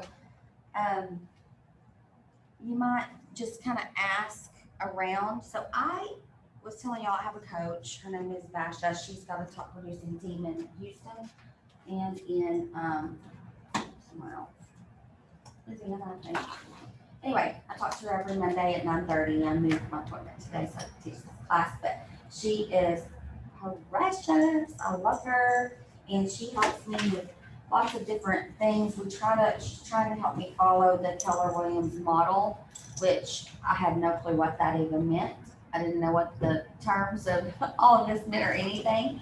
So she's been helping me just try to do things for our team. So I learned in real estate really young that I needed an assistant because there's so many ways to do this, but you have to have help. I mean, if you're going to do it the right way, but getting started, there's always not that funding to do that.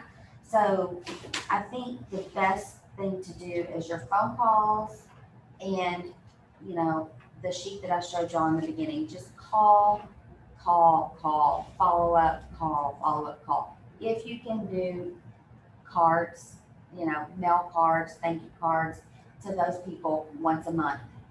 My mom was a realtor with me until about 3 years ago. She was with me for 15 years as my buyer agent.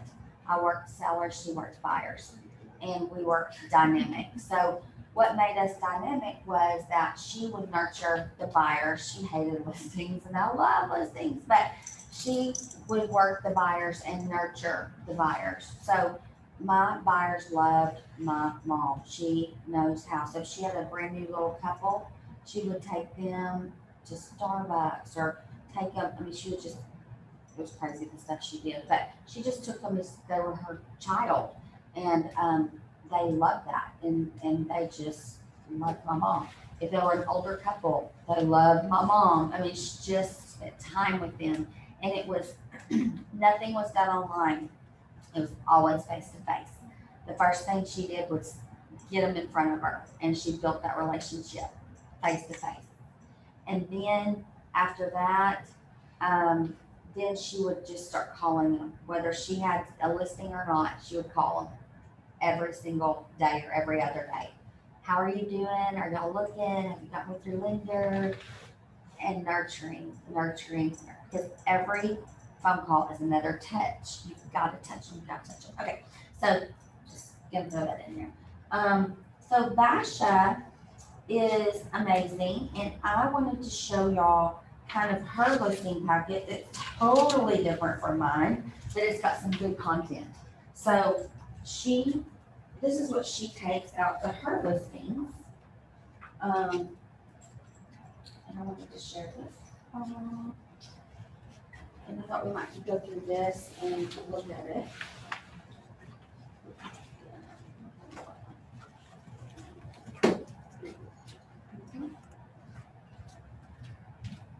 Is there people on Zoom? There are. Okay. These are all of our Zoomers. Oh, hey Zoomers. I hope y'all are, I wish y'all could see this. If y'all want this stuff, I have copies. I'll give it to Lane.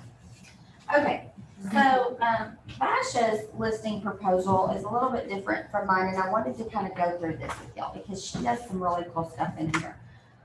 She's got a picture of herself in the front, and then she puts on here, delivering a 10+ experience. And this, of course, is all in like a little binded packet. I just did a little copy so you can see it. So what do you feel you have the right to expect from me as a real estate consultant? So she actually goes through this with her people. She sits down and talks to them when she goes to their appointment. So she talks about the wins and the losses. So I think that's really neat because it starts dialogue. Anything to start dialogue is so great. She talks about what you get with her is communication, experience, marketing, pricing, staging, and satisfaction. She talks about what she did prior to being a realtor, and that 90% of her business comes from past clients. Now, starting out, it can be overwhelming because some of this stuff you're not going to have. So just look and just talk about, you may not have it individually, but you've got all of us. So go off of our numbers. We're the #1 team, we're the #1 group, we're the biggest, we have the best technology. Talk about those kind of things to build your team and your influence. So we have all of that. So sorry, I'm late. I'm crazy. No, girl, I get it. I get it. I just looked at my phone, I have 20 text messages. I'm like, oh, Lord, I was like, I came here and a listing agent was waiting for me and like clients were waiting for me. I was like, oh my don't you worry. Don't worry. I totally 100% understand. Okay. Marketing plan. She talks about the marketing plan. Professional photography. I always try to touch on, we have professional photography, and I always try to talk to them about, you really want to, when you list your property, make sure that you have your pictures all in order before you put them online. Because if you don't, Zillow will, it screws it all up. It's so hard to get it all back organized if you just put a front picture, and it's just hard. So just have all your pictures together before you even list it. Property brochures. It's expensive, y'all, but it's so nice to have something to deliver to that buyer. It's really nice to have that to deliver to that buyer. I go and deliver them a lot of times myself, just because it's just nice to walk in that house and go, okay, I'm here it is. Here's your package. We go over, okay. Open houses. A lot of times people don't want open houses, and I try to encourage them. I like to have open houses, especially for the agents that are on my team, because Kelly had one at our house on Dancer. Tell them about your experience. I'm putting you on the line. She's like, don't you dare get me on stage, but I'm putting you on the line, girl. That's So okay. this is Kelly. We love her. I'm a brand new agent. I got my license on the 24th of April. My second open house, and a lady came in and she knew the people that were selling the house, and she was just wanting to look around, and she said something about, I asked her if she was thinking about selling her house, and she said, my husband and I talked about it, but we really didn't, we're not serious about it. And she goes, but I would like to know what my house is worth. And I said, well, I don't even know why I said it, but I'm like, well, when the open house is over, why don't I just come over and look at it and do a CMA on it and we'll take it from there. And it ended up being,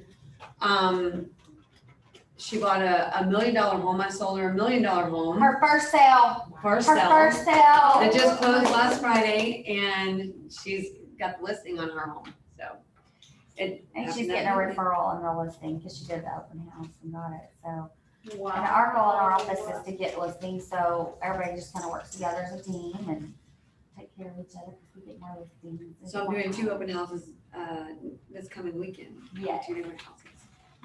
People are out looking, they're looking, and it's great, and it's just a great thing. We didn't get a buyer, I mean, we didn't sell the house off the open house. But the buyers, I mean, it was just Yeah. great. It was great.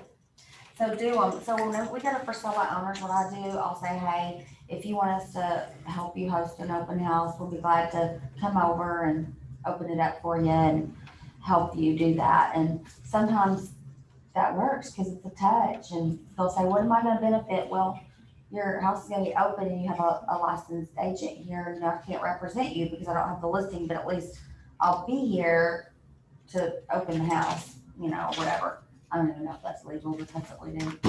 And you're telling it in class, but if it's not legal, I guess we'll have to start getting listing agreements or something, I don't know. But I'm learning all the things that I thought were legal and weren't. There's so many things to know, y'all. I've done this for 25 years and they've changed so many rules, so many. And you have to just kind of keep going to classes and learning. I'm like, gosh, I didn't know they changed that rule or that was a law. That makes, I guess that makes me feel better though, that you guys have been working here for so long and there's still things that you guys. There's don't know. So I'm always- like, okay, I don't. Every contract's new, always. Every contract's always gonna be new. There's always gonna be a new story because you're working with people's lives. You're working with, and everybody's life's different. So, you know, there's always a story. And so, okay. I try not to go over fees with them. They will ask, they will try every way in the world, what is your commission? That's the number one question they want to know. They want to know closing costs. They just want to know that. So this is how I handle it. I'll say, you know, I'm going to get you a net sheet when, you know, we get an offer on your house. That typically, and a lot of people don't realize this. I'll say buyers have closing costs, sellers have closing costs. It's not like you're going to pay all or they're going to pay all. It's all different. It's all intertwined. And because the market has become really crazy and it's shifting, what happened a month ago is not necessarily going to happen now. So I'll explain to them what happened a month ago was that the seller paid, well, the buyer started paying for the title policy. And the buyer was doing appraisal addendums. And the buyer was paying $20,000 over list price, 40, 50, 60. It's changed, it's shifted. We're not in May anymore. We're going into the fall, believe it or not. We're going into the fall. And so things change. It's slower. It's gonna start slowing down. So what's gonna happen is more than likely, and I'm gonna negotiate so hard because I'm gonna work for you. I'm gonna do everything in my power to work for you. But more than likely what's gonna happen is the seller is going to have to pay for the title policy. And that's a percentage, a little bit less than 1%. I can get the title company to do your net sheet. Be glad to. You're gonna be responsible for the commission, the taxes, the your title policy. And if you don't have a survey, it's negotiable. I mean, all of this is negotiable, and we'll work with you on all that. So for me just to say, this is exactly what your closing costs are gonna be today, I can't, but I can give you an estimate and I can get the title company to do that if you want me to. Usually at that point, they'll just kind of be like, what's a rough idea? And I'll say, okay, if we do the title policy, it's this commission, and I'll just throw out a number and I'll say, this is an estimate, but when we get an offer, I'm gonna get you an estimate, a real estimate, so we know, because we don't know what the offer's gonna be. There's so many variables here for me, because I don't wanna lose it over commission. I don't wanna lose it over a stupid title policy when I'm not gonna negotiate all that out. So I just don't wanna lose it over that. So I just try real hard I try not to talk about money. If you talk about money, it's bad. So just try to get them off that subject as fast as possible. It's just hard. Okay. And that's the hardest thing for me is money, because that's why they're selling, is to make money, and it's just hard.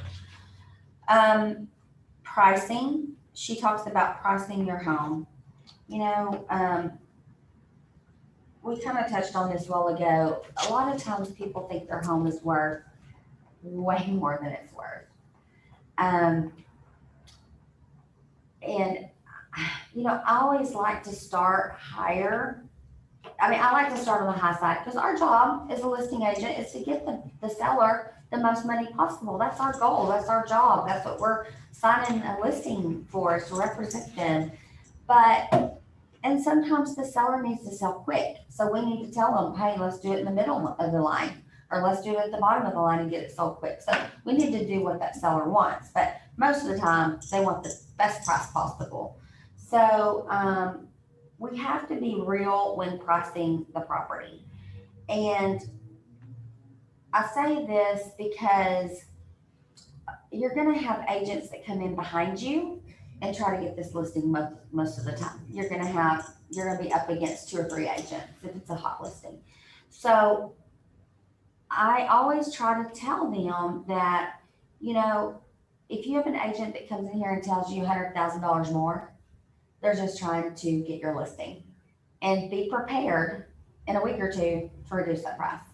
I'm trying to not set you up for a disappointment. I'm just showing you, here's the numbers. They're straight off MLS. I didn't make these numbers up. And if they have something else that's not on MLS, I'd love to see it, because we know what's there. And I don't want you to be in a situation where it doesn't appraise. And you know, but I'll start where you want to, but in 2 weeks, if it hadn't sold, let's reduce it, because we gotta get real. We gotta be real here. But if you truly feel like it's worth 100,000 more than what the market says, we'll try it, and I want to try it for you. So I will tell them that still. Tammy, Yeah. do you typically try to get them to tell you what they have in their mind before Yes. you give them a CMA Yes. or give them a BPO? Absolutely. I do because, you know, I don't want to disappoint them. And if you do one thing to disappoint them, you've lost that whole listing. Anything you say the rest of the time, they're not hearing you at all. So I want to find out what is their goal.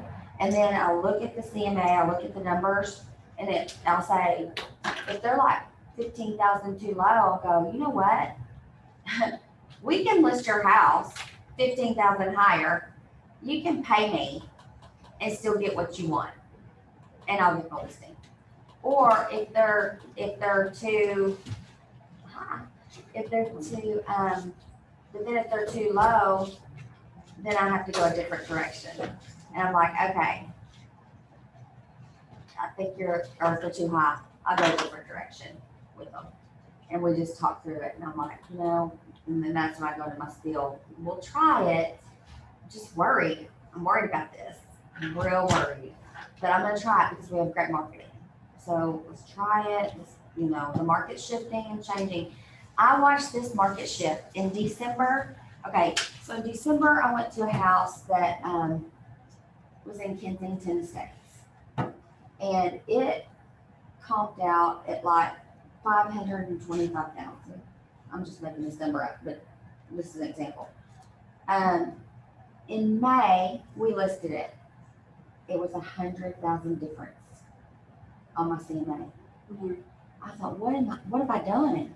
What did I look at? So I came back to the office and I went through my old stuff, and I was like, you've got to be kidding me. Like, I was just like, this has never happened before. Am I wrong, or what in the world? And so I thought, I don't know what in the world happened.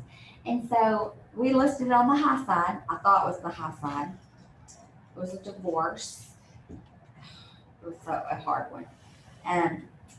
it was a hard divorce. And, so anyway, we got an offer in 42,000 over list price with an appraisal waiver. Full waiver? Yes, full appraisal waiver. And we sold that house. And the appraisal came in, we were, so from the time we went into, that I listed it, and then the time the appraisal was done, because the appraisal was done at the end, it was like only off like 15,000, So it appraised, well, within 15,000. It's 15 short, but the buyer paid it, yeah. So the market shifted that much, like December, then to May, then to, like I think we closed in June. It was in Kensington Estates. It was insane. I couldn't believe it. Now the market, then like June, it was just kind of like this. And now I'm seeing that it's like doing a little bit like this, like staying, things are staying in the market a little bit longer. do you think it's going to continue, like, staying? You know, when I went through 2006, 7, 8, 9, we were selling houses, but they were just on the market for a long time, like 6 months, Oh, wow. 5 months. I mean, they would sit there. So you would get, I had like 60 listings, 70 listings, and I would sell like 2 or 3 a month.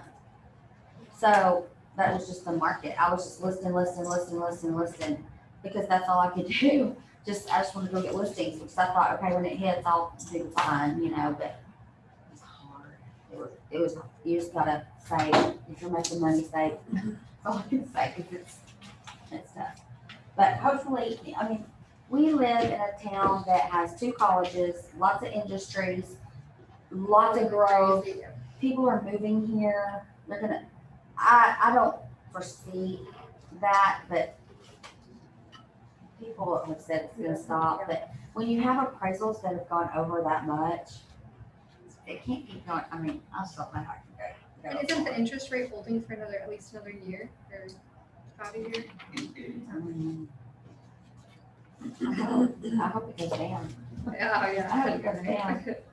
Hope my little Dogecoin takes off. I bought, I'll tell you a funny story. My stepson said, get some Dogecoin. It's like 32 cents or something. I don't even do stocks or anything. So I was like, okay. Well, so I thought, well, I've got 1,500. I'm just going to put 1,500 in there. Well, I didn't think it took, so I did it again. I did it again and again. So I put 7,000 in there. I'm like, oh my gosh, it put 7,000 in there. Well, then it went up to like 62 cents. So I doubled my money. So I should have cashed out, but then he was supposed to, Elon, what is his name? Elon Musk. Musk? Yeah, he was supposed to be on Saturday Night Live, and I was like, okay, I'm not pulling it. Well, now it's down to 23 Yeah, cents. yeah. But I'm just keeping it. I'm just like, that's like whatever money. I'm a gambler. Must be So, nice. I know, we'll see what happens. I'm watching it. I don't even do that. That is so, I don't even do that stuff, but I told him, I said, Robert, you better watch that. If it goes down to like 15 cents, I'm getting out. Tammy, But can we take a anyway. break? Yes, Can we take a break? yes. Let's take a break. Y'all wanna take a break? Let's take a break. Let's take a break. Sorry again for being late. Yeah, what is your name? BTL. My mom's Dolores Reyes. Love her. Yeah. She moved. Yes, to Italy. How's she doing? She's doing great. I actually just got back from visiting her. Yeah, I'm gonna go back in We're December. taking 5 minutes, y'all. We're taking 5 minutes. I'm going back in December to see her again. But yeah, they're doing so good. They're in northern Italy, this little town called Lucca. She is so sweet. I know. Talk to her like 5 times a day, I swear. Girl, I just moved my daughter to OU Oh, Friday. it's really hard. Yeah, Killing me. yeah. I'm so proud of her though, but it's It's just, such a good school. yes. But when you have a loved one like that, it's so Yes. hard. I mean, Yes, it was so tough because we're such a close family. I mean, my brother and I both went to UNT, and now we work together. So it's like, That's great. and yeah, but I used to go over like every Sunday. We'd have dinner together. So we're really close family. So whenever she left, I was like, oh, my heart is broken. Oh, man. That's great that you work with your brother. Yes. How long have you been doing this? Just started. I started full time actually last week.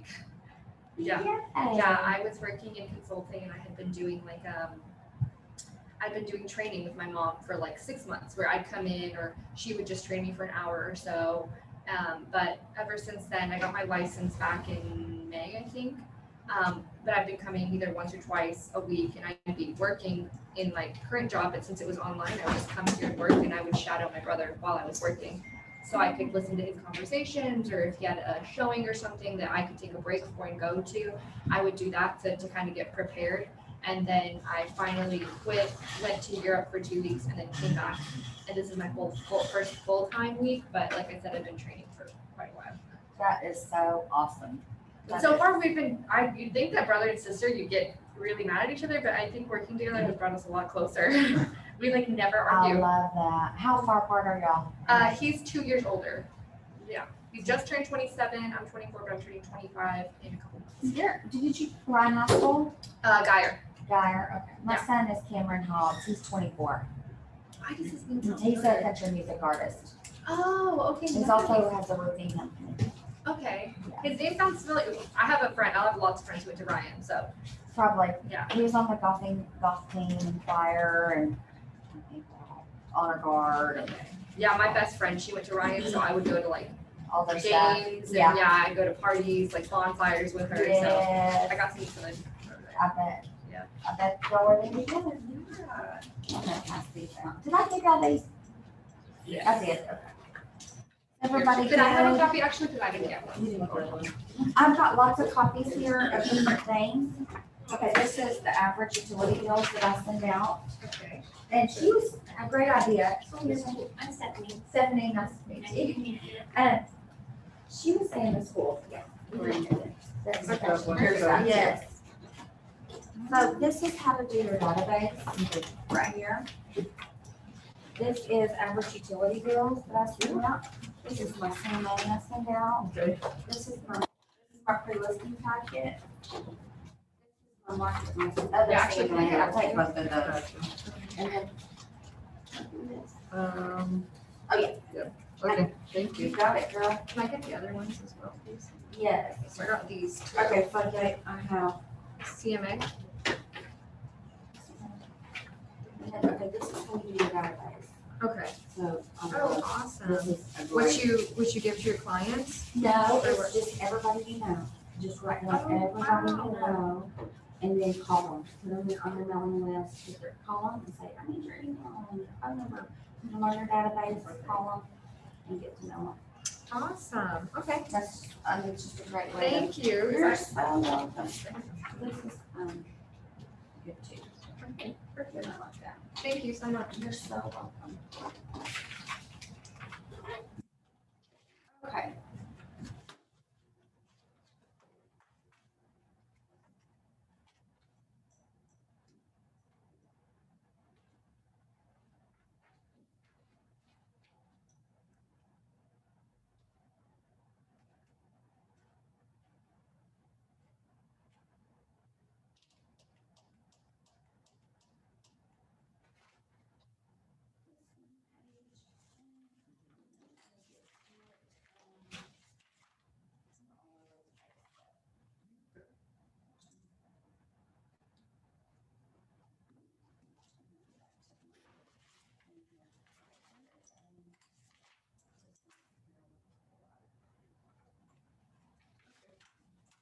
We all have that in our little binders as well. I would do, okay, then, I don't know.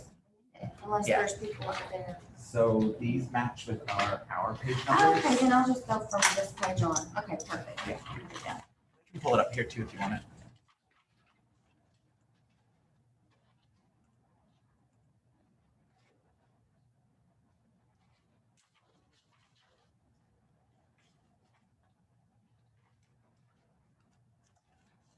Oh yeah, that's not even in the PowerPoint. If you don't have it, it's fine. We'll just go through this.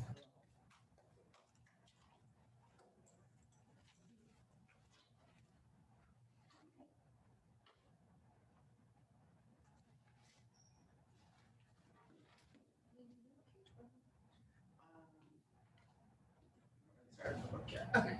Yeah. Thank you. Too much. Teacher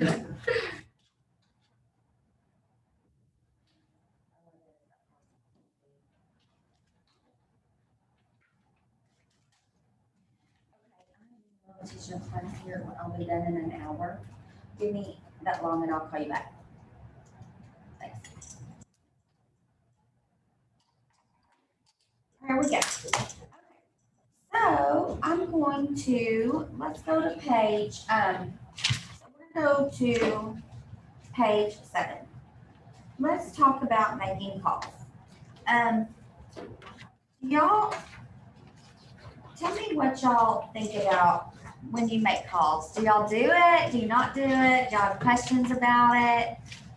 How does it work for you? Or do y'all need pointers, scripts? Anybody? I usually try to call my mom's database, Yeah, just like people good. from the past. And I've really started doing that, but usually it's either contacts from Facebook that are asking a question, or if someone from her older database, like, how are you doing? Do you need any help with anything? Do you have any questions? Just want to introduce myself, kind of thing. That's perfect. The ones that she's already closed on? Yes. That's Like from, so, like- nurture calls. That's awesome. That is so good. And if you do that every month, when my mom was working with buyers, she did nurture calls. She sent a card, a little postcard this big, out every single month to all the past clients. And she would always get a buyer and a listing, at least one. And we would send about 1,200 every single month, the same group of people. Happy fall, happy Christmas, whatever.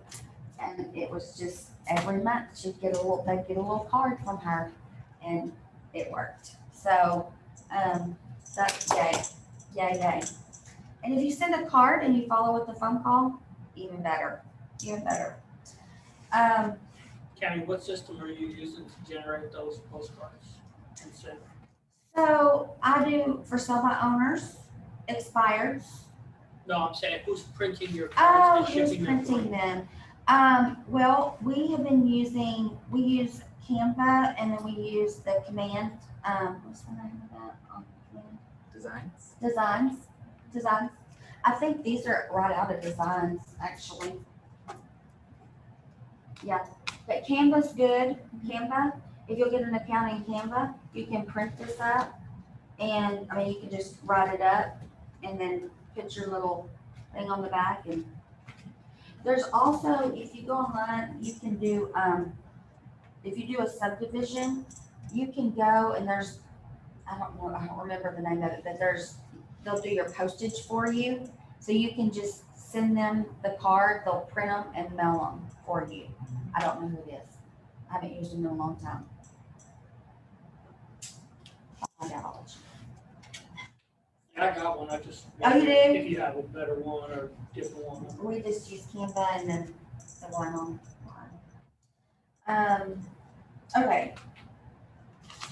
So making calls every day. If you're at the grocery store, have business cards. If you're at the nail salon, I know you're not gonna be at the nail salon, but if you're at the nail salon, anywhere, just tell everybody you're a realtor. I usually have on my pen, my Keller Williams pen, because I run into so many people and they'll say, hey, I'm thinking about it, and then I want anything to write with. And don't just give your card, because they won't call you. You've got to get their name and their number so that you can start prospecting them and calling them. If you just say, here's my card, it's over. You're never going to hear from that person ever, because they don't want to call you either, because you're a stranger. So you just got to get their number, start calling them and doing that. Okay. So,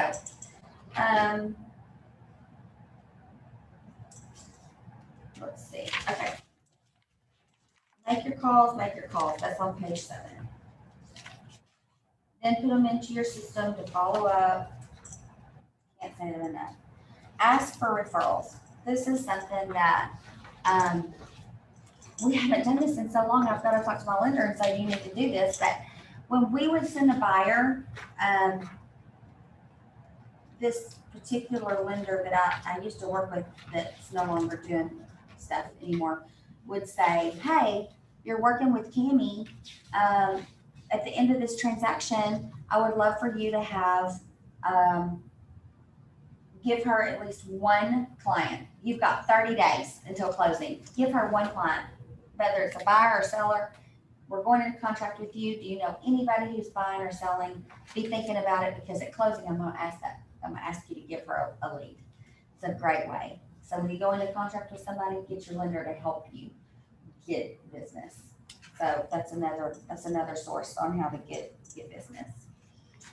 We talked about handwritten notes. Oh, okay, page 9. There is some really, really good ways to write notes. And really, I love this referral paragraph. And I love this FISBO paragraph. I love it. The thank you notes. Just copy it right out of here. It's perfect. You don't even have to make it up. You can just handwrite it right out of this book. So I love that. I love it. Okay. Pre-listing packet, we talked about that on page 11.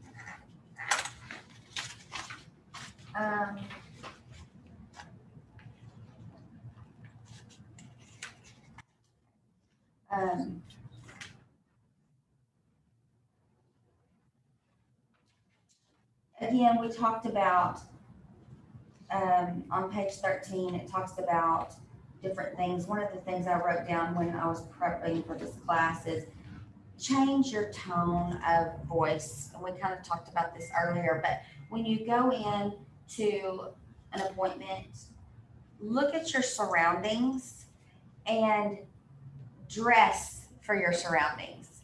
So if it's a house that you know, you've done your research, and you know that, I'm trying to think how to say this politically. Okay, you know that they have 5 kids, she's a stay-at-home mom, and it's a $50,000 house. Don't come in your Neiman Marcus attire, because that's going to offend them, and they're not going to want to talk to you. They're going to feel so overwhelmed and shocked. So on those, I'll put my hair in a ponytail, ball cap. I'll wear flip-flops, shorts, and a t-shirt. I mean, I just color room t-shirt and go. I'll go, hey, I didn't make makeup on today. I hope you don't mind, but I really am a realtor.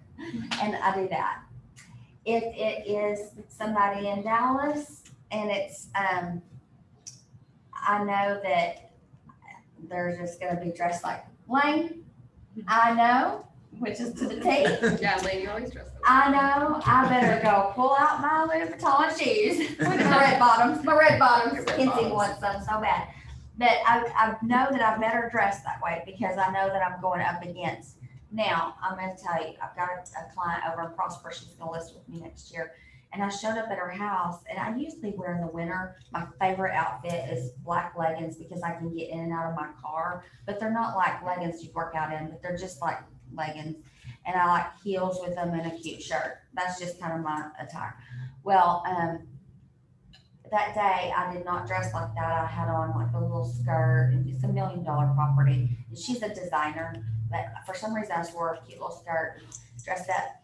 And when I got there, she goes, I'm so glad you did not wear leggings. And I thought, I am too. I'm so glad I didn't wear leggings, because that's my attire. I mean, they're not like workout, but they're just leggings, and I dressed them up with heels and stuff, but still they were leggings. I thought, oh my gosh, she really said that out loud. So, because our attire has gone really lax. When I first started, I mean, we wore suits. It was suits, heels every single day. And JT Clothiers was right here, and I mean, I was a regular customer of suits, heels, all that stuff. But I'm so glad that it's toned down a little bit. It's so nice to be able to just go a little bit casual, but you just have to dress for how you're going, because you want to make sure you make your customers feel comfortable with you. And a lot of them, when I wear my comfy clothes, they're like, I'm so glad you dressed that way. You're different, and you want to be different. You want to stand out from all the other realtors that are coming in a box. You want to be different. So that's the most important thing.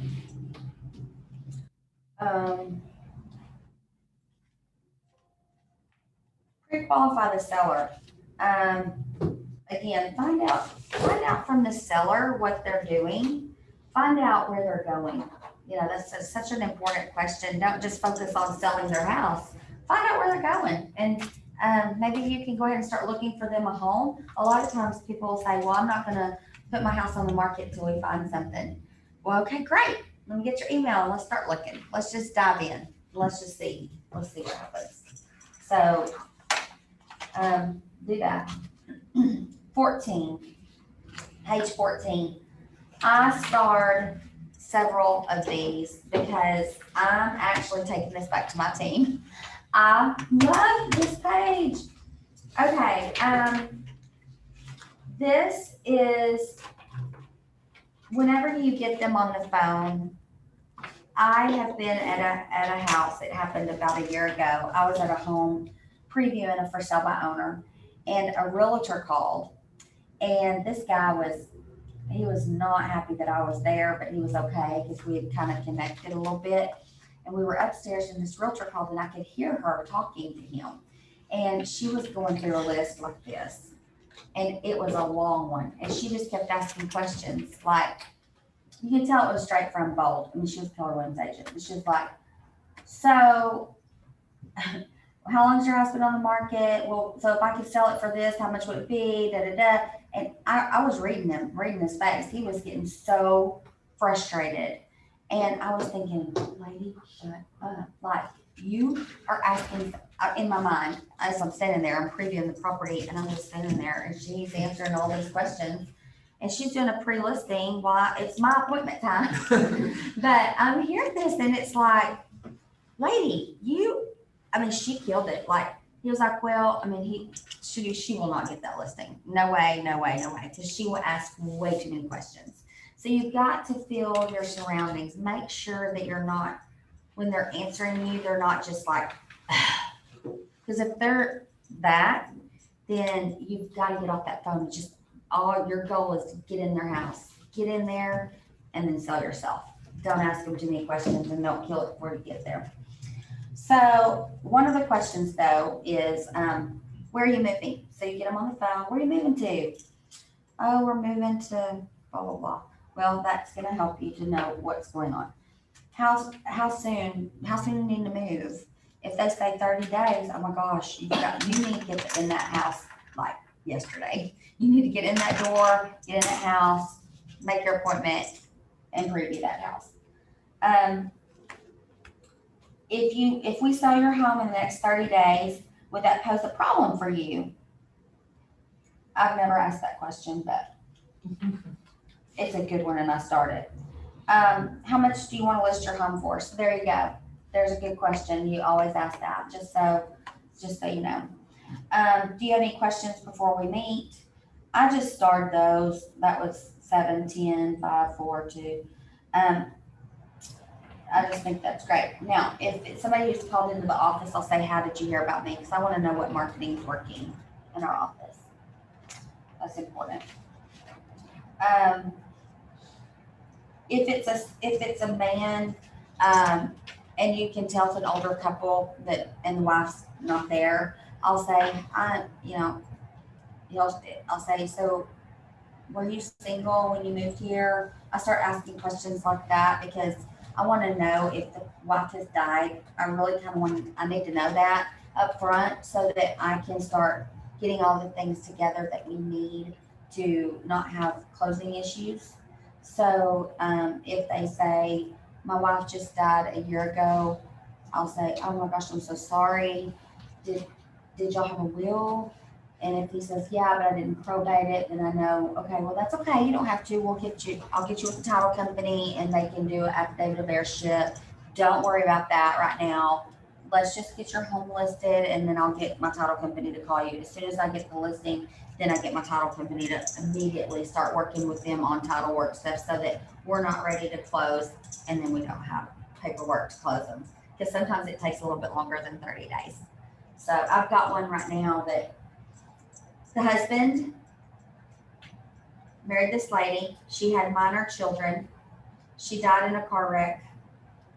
He wanted to sell the house because they were married and the minor children, they have to go to court And so we're in probate right now. It's taken 6 months to close that house because of the minor children.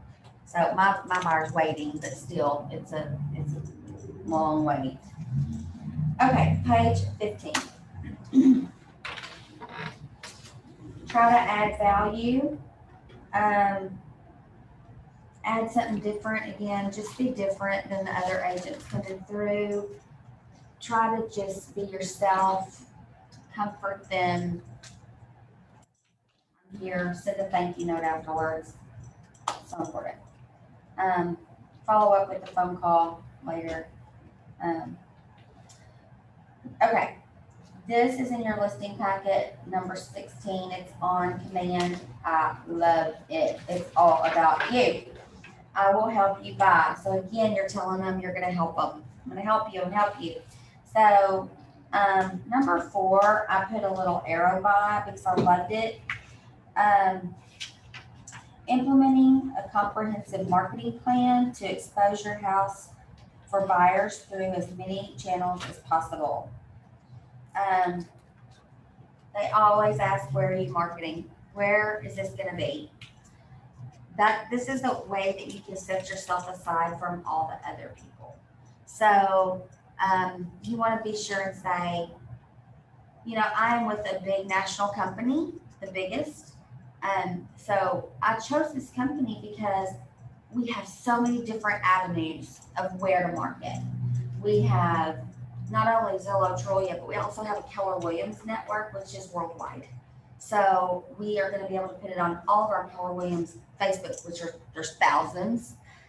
So it's going to hit everywhere, more than any other agency. Your house is going to be.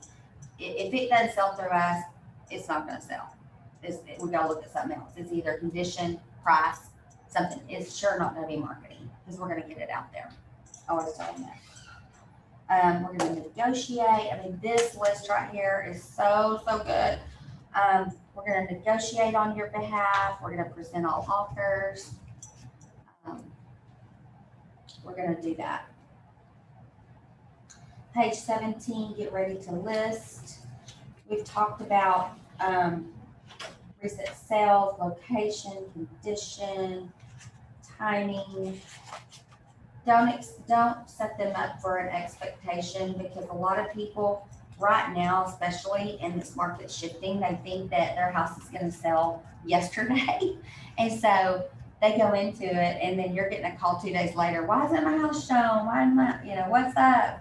So try to explain to them, hey, our market is shifting. That's why it's so important to have me help you get the most money. So let's just try this, but just know that it's going to be on the market and it's going to stay there. Maybe it could take a month or 2. So I don't have a crystal ball. That's what I tell people. I'm not magic. I'm going to try to be magic for you, but I'm not magic. Okay, let's see. Condition, such a hard thing to tell people about condition. We talked about me. I went through that on the listing. Okay, so again, let's talk about the listing appointment. We did some role play on that. When they come to the door, you just meet them. You want to get in and out in a timely manner. So if you tell them, hey, I'm only gonna be there for a few minutes, just be there a few minutes. When I did my little listing presentation real quick, that's literally how long it takes me. I do not go longer than that. Now if they want to sit and talk and ask questions, I will, but I just come in, say what I need to say real briefly and get out, especially if it's a FISBO.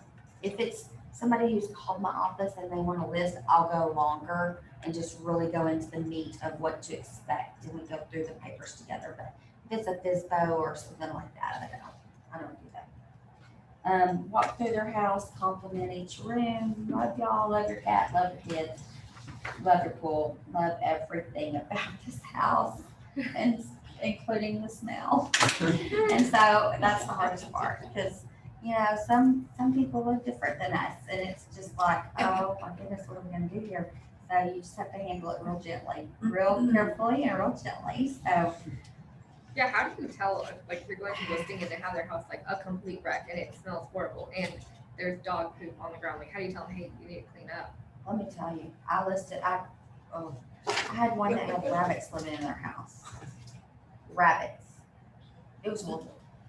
Absolutely. And then they had a pig outside and it was bad. Yeah, how do you compliment them and say, oh, Wow. it's beautiful? But then, hey, you Just gotta send them you gotta the change showing it. time notes where people Yes, comment on the yes. overhead. What are we gonna do to get this house show ready? That's what I do. I just say, okay, we gotta work on this. So let me give you your assignment. Let's go through this list. So that list I gave you the top ways to get your home ready. I just go through that and just say, hey, we need to get your home. We need to talk about what's your plans on getting your home show ready so we can get it on the market. Okay. And then I'll call and say, okay, how we going? What's going on? Or is it ready? Do y'all need me to send Jose? Because I'm a Jose. Do y'all need Jose to come and he can, or do you need my junk guy to come help haul off junk? If you get it ready, you just come haul it. And, or do you need my painter? Sergio can be over there tomorrow. I have a list of contractors, so I just give them whatever they need. I'll just say, I'm gonna help you. Because sometimes people are so overwhelmed, they don't know how to get started. So I'll just guide them that way. All right, let me help you. And I just start giving them names. Let me get Jose on. I'll call Jose because he's worked with me for years. And I'll say, you gotta go over these people's house. And then we just work with them. Sometimes it's not that easy, but. Okay. Now, presentation. Okay. Guys, just selling your home. We've kind of gone through that. Let's go to page 28.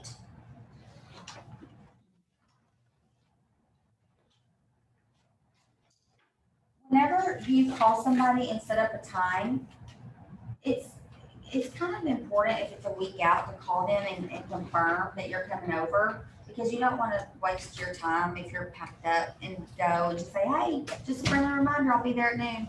And if they say, oh my gosh, I forgot that you were coming, it's okay. That's no problem. Can I come tomorrow or can I come Wednesday? What time would work for you? And go ahead and get them back on your books. Get them back on. Don't just say, that's okay, and hang up. Get them back on. You have to be so pushy in this business. So that's what I wanted to tell you on this page. We've gone over everything else. Appointment, tell them thank you so much for giving me the opportunity to get your home sold. If they've listed with you. Some of the stuff I don't do, so I'm not even gonna review that. Thank you note, so important. What is your script if the seller wants to negotiate your Commission. commission? So I just say, I try to get them off that subject so fast because I hate that subject. But I just say, I'm gonna work with you. There is a lot of realtors out there that are gonna give you what you want. Like they're gonna list your house for 1%, but let me tell you what that means, because I don't think you really understand what that means. And so on MLS, and I'll have a picture of an MLS sheet, because I always take that when I go in listing. Heck, I didn't bring it, but I'll say on this listing, see where it shows 3% to buyer's agent, 3% to realtor. Everybody looks at that. And if they say they don't, they do. They look at that. So if you're saying you're gonna give 1%, it's gonna say 1% and 0. So do you think that any realtor is gonna show your house for 0%? So you might as well keep it by owner. So, or the buyer's agent will just give 1%. What's your listing agent gonna do for $0? So I'll just say, so this is the deal. You can have Walmart service if you want Walmart service. And your deal may fall through. And I have a lot of agents that will do less than 3% on the buyer's agent side. They'll do it. I'll give you a list. But if, I will work with you. So if we sell your house and we, sell your house ourselves, then we're gonna give you a discount. But, if we don't sell your house ourselves, then we usually do 30% to them and 30% that's it split. I don't get the whole 6%. So, and then I just kind of go on to something else. I just try to bring them off of it because it's just so hard. I hate that. I hate that question. And I will work with them, especially, I'll say if you're gonna buy another house from me, I'll work with you on that too. Because right now, I'll just say, don't let commission kill my deal. I'll work with you, but don't go list with somebody who's just gonna charge you 1%. I mean, the marketing that you're gonna get for that is not good. It's just not good. They can't afford to stay in business for 1%. So there's no way to do what all we do. It costs a lot of money, a lot to do it the right way. You've got to be vested if you're doing it full time. Really good questions to ask on 31. Why are you moving? Really, really good questions to ask your people. Okay.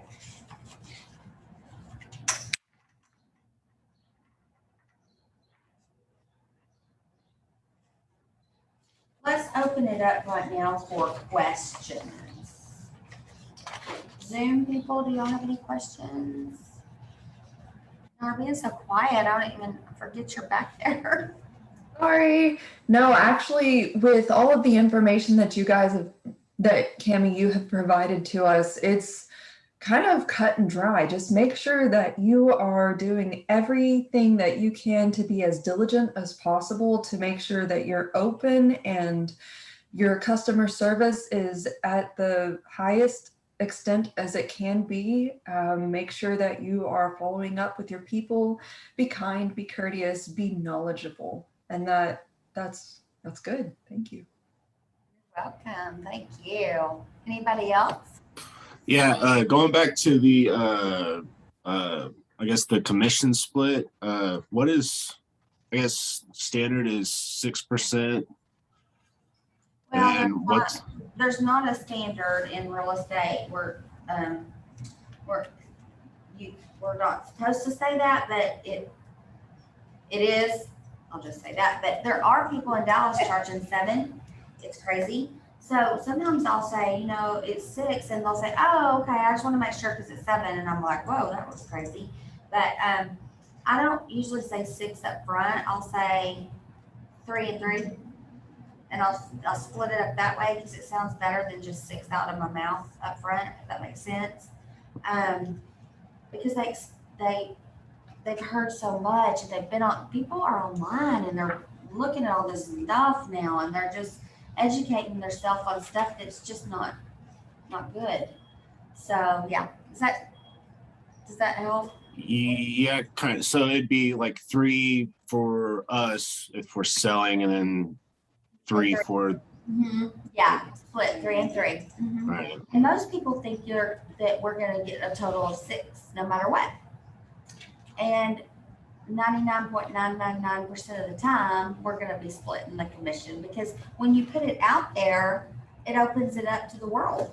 And so all the agents. So a lot of times what I tell the seller is this, and this helps me on a for sale by owner, by the way. This is a good little thing I say.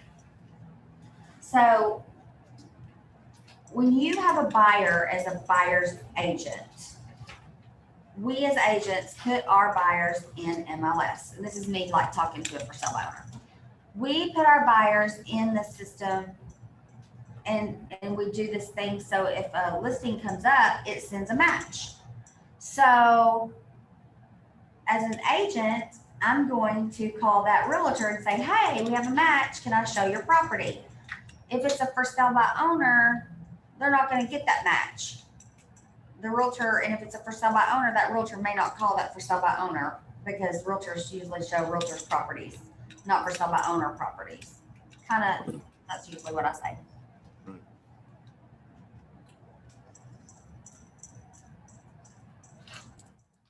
Does that help? Yeah. I didn't know if you heard me. I didn't. Sorry. No, you're good. You're good. Anybody else? Stephanie, Matthew, David, Betty, Zoe? Okay. Y'all are quiet. Quiet. Okay. Anybody else in here? Any questions? See that question mark on your face. Well, you just start talking. If it comes back, just start talking out loud. Okay.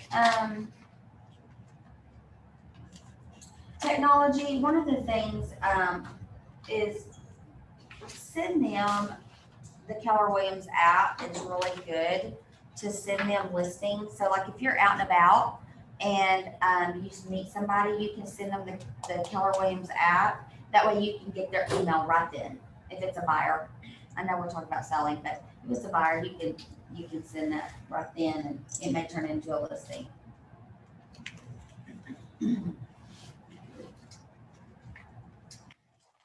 Okay.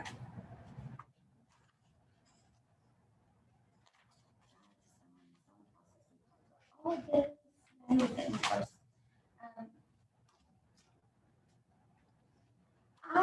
I like to do a net sheet once we get an offer.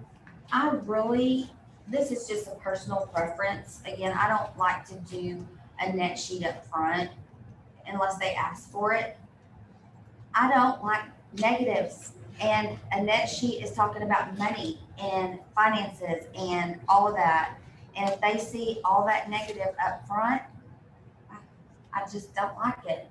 I would rather, even though everybody works their business differently, if they ask for it, I will do it. But I just don't like to do it. Freedom Title has a new program, and we're about to put it on our phone, but it's so cool. It's like you can do a net sheet right off your phone. And it has like 20 different other features. Matt over there can set it up on your phone. So like if you're at their house and you want to do a real quick net sheet for them, you can do it right there on your phone. It's really cool. But it's got like 10 other deals. It's an app, and it's amazing. So y'all might check with Matt. I'm giving them a commercial, but they do have a really cool deal that they just came out with. Again, this at the back of this book, 46, 47, is just more things that you can put in your listing packets. How to get your home sold, page 47. Talk to them about the condition. Condition. First impression is everything. When they come in your house, they're going to be making their decision from the time they walk in that door to the top. Kitchen, master bedrooms, master baths. That's where they make their decision. Those 3 rooms. So make sure the kitchen, master bedroom, and master bath rock. Now it's back patio too, but those 3 rooms, they've got to rock it. The kids' rooms, it doesn't really matter, but those 3 rooms, super important. Super, super important.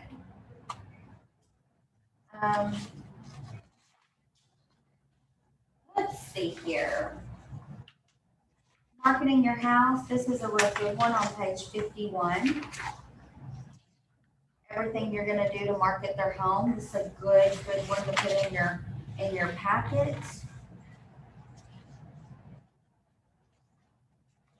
There's a moving checklist on 67. I flipped way over.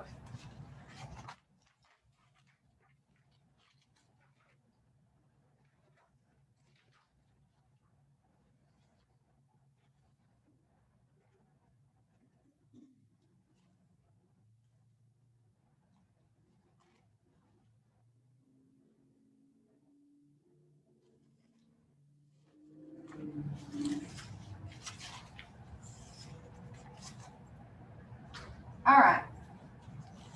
So scripts is on page 78. I would encourage y'all to get a script, practice it, practice what you're gonna say. I mean, you can kind of go off of different scripts as you go through their homes. You can go off of different scripts.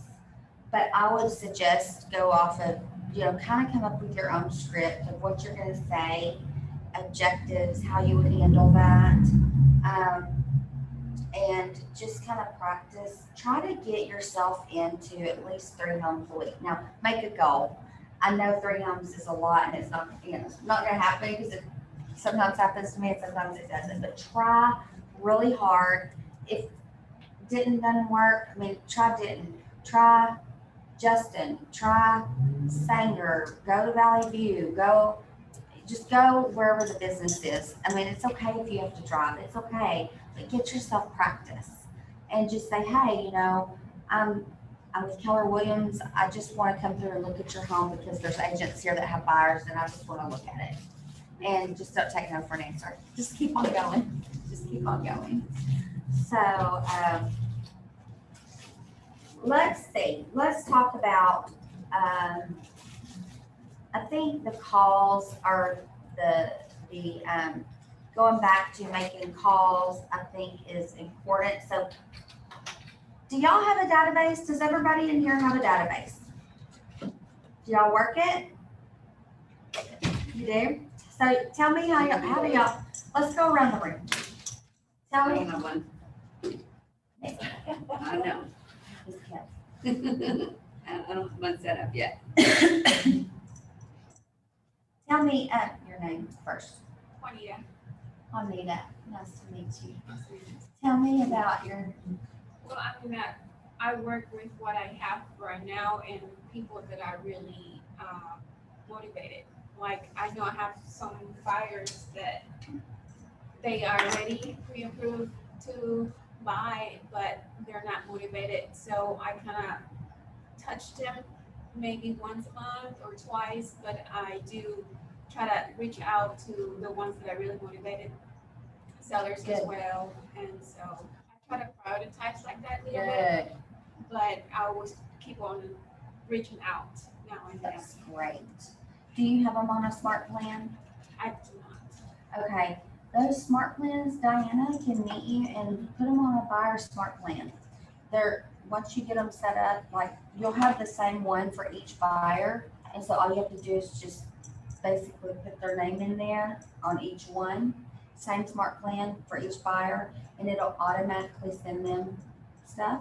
So it's really a good thing to have a smart plan for each buyer. And that way they're getting touched, even call them though too, but just know that way they're getting touched as well.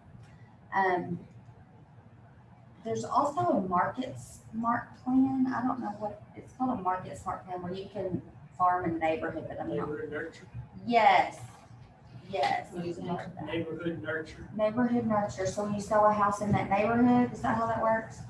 Well, it's just like, I have anybody who is I've sold a home to, or even if they're just like renting in a neighborhood, I put them on that and it just shows like when a new house hits the market or when something's sold or something like that. It just kind of keeps them up to date with what's going on in their neighborhood. I love that because they're going to sell at some point. Yeah, at some point they're gonna look at it and be like, whoa. And here's my guy. Here's my guy. Exactly.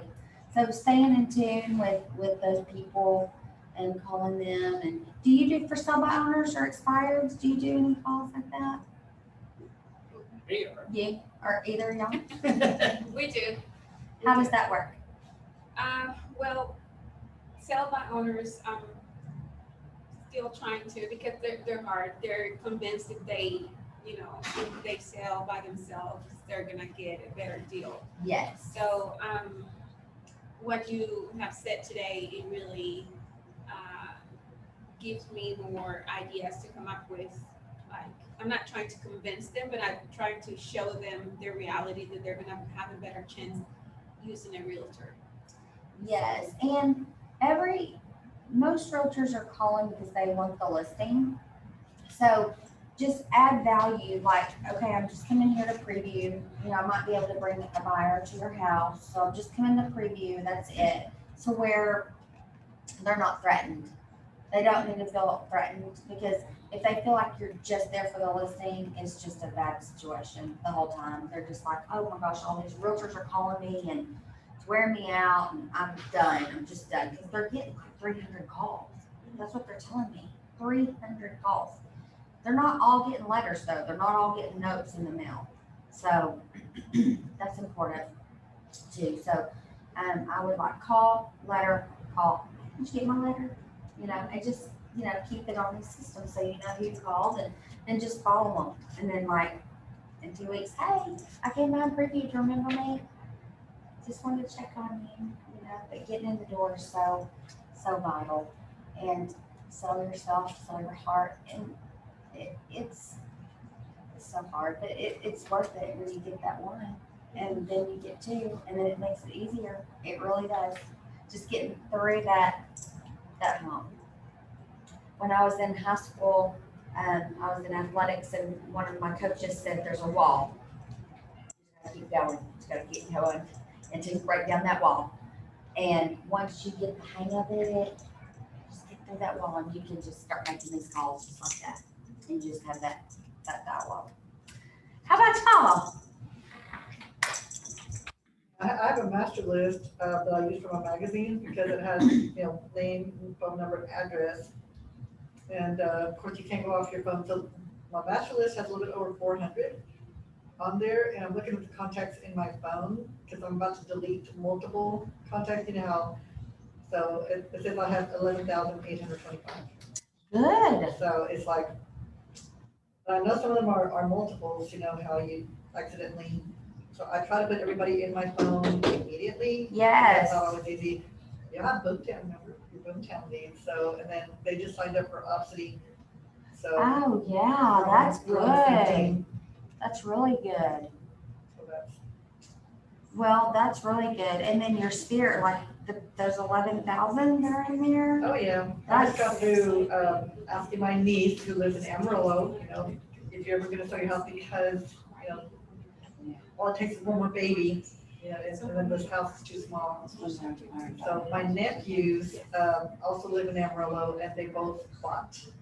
And one of them, no, not through me, because what happened was I had referred, I had referred my nephew Mario, and he was like to the point of almost, and then they backed out. And then all of a sudden, my mom tells me, "Oh, Mario bought a house." I'm like, "What?" And this is like a few years later. And so I called to congratulate him, and I said, and he says, "Yeah, we use the same agent." I said, "How interesting," because she never, and so I called her. I said, "Remember I referred my nephew, you know, and you got, you know, he called you, and she didn't want to give me anything." So, and I went through, but anyway, that's what you gotta do. You gotta keep on them. So I try to honor my referrals. If anybody refers to me, then I'm going to honor that. Well, I put them in, I try to use Keller Williams agents, and I put them in command. There's a place in command to put your referrals. Yeah.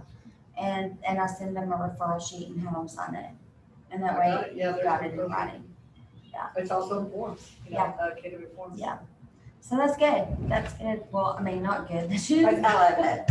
Sorry that happened. Well, the way I look at it is, you know, you lose one and then you pick up one. You do, always, You just always. gotta keep on. You can't let it get to you. And then you remind them again, and I just let them know, when you buy another house, please remember to contact me, because there is a girl in Amarillo I went to school with. She's an agent. And so she would be my, you know, the one that I would work with. Well, put those 11,000, try to get them in some sort of system where you can send your stuff. All right. Hi, Melissa. You guys got a ton of info for Miss Cammy? We are working on it. We are working on it. Okay. Any questions about this? We went through this really fast. Any ahas, any stories, anything that we didn't touch? Have you experienced any challenges, like with for sale by owners? I find it challenging because, you know, they always say they have an agent who will list one for 1% or something of that nature. But what they don't realize is that, like Keller Williams agents, we're paying 3% to the buyer's agent regardless. So if we list it for 1%, well, I guess it would be 4%. Like we're getting 1%, and the buyer's agent is still getting their 3%.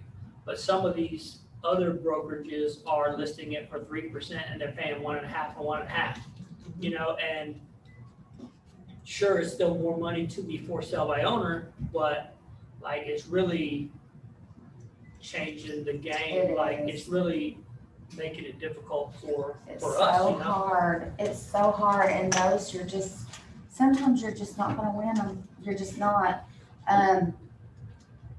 You know, I just go in and say, you know, it's all about the marketing, and I just keep talking to them about what we have to offer and calling them, but then I'll look and they've listed. And I'm like, you've got to be kidding me, you know? But there's nothing you can do. I mean, you're not gonna win them all. We're just dealing with the public. So they're not gonna win them all. But the ones that you win, you just have to nurture them and stay on top of them and try, you know, just try to let them understand that you're there for them. And it's hard. It's hard. And they get amnesia at the closing table too, by the way. They forget about the commission. They forget that they told you they would pay the 3%, so you have to have your listing agreement to remind them. So, but it doesn't happen as much anymore as it used to happen. For some reason, I think people really realize they understand now. When I first started, people just didn't realize they had to pay commission. And there are still people that'll list that were like in their 20s when they bought, and they'll be like in their late 30s, and they don't realize they have to pay commission. And they didn't read the listing, and even though we went over it, they still didn't think they had to pay commission. So you just have to be sure that they really understand that when you go over the listing. So I have a case study that maybe everybody, including myself, obviously can learn from. I just want your advice. So I had a call come in actually while I was on full time, and this guy has a house that he wants to sell. And he's you know, he knows the market is hot. So he said, you know, we've been thinking about downsizing anyways. So I'd like to see what my house would sell for in this market. So I tried to set the appointment, but he was out of town. So, you know, he said, I'll be back next week, but I'd like you to go ahead and send me some information, you know, about the market and, you know, kind of what you think my house would sell for. So I did a CMA, checked the neighborhood. The houses are not all the same. They're not all 3-bedroom, 2 baths. This house is actually 4-bedroom, 3.5 baths with a pool. And the 2 similar properties that had the same square footage, same bedroom count, same bath count, like one had a 3-car garage, his only had a 2, but yet his had a pool. So I try to, you know, take into account for all the variables and just get the closest matches. And I sent him the CMA, and then I kind of haven't heard from him. When I called him back, he said, yeah, I'll just have to get back with you when I get back into town. I'm still out of town.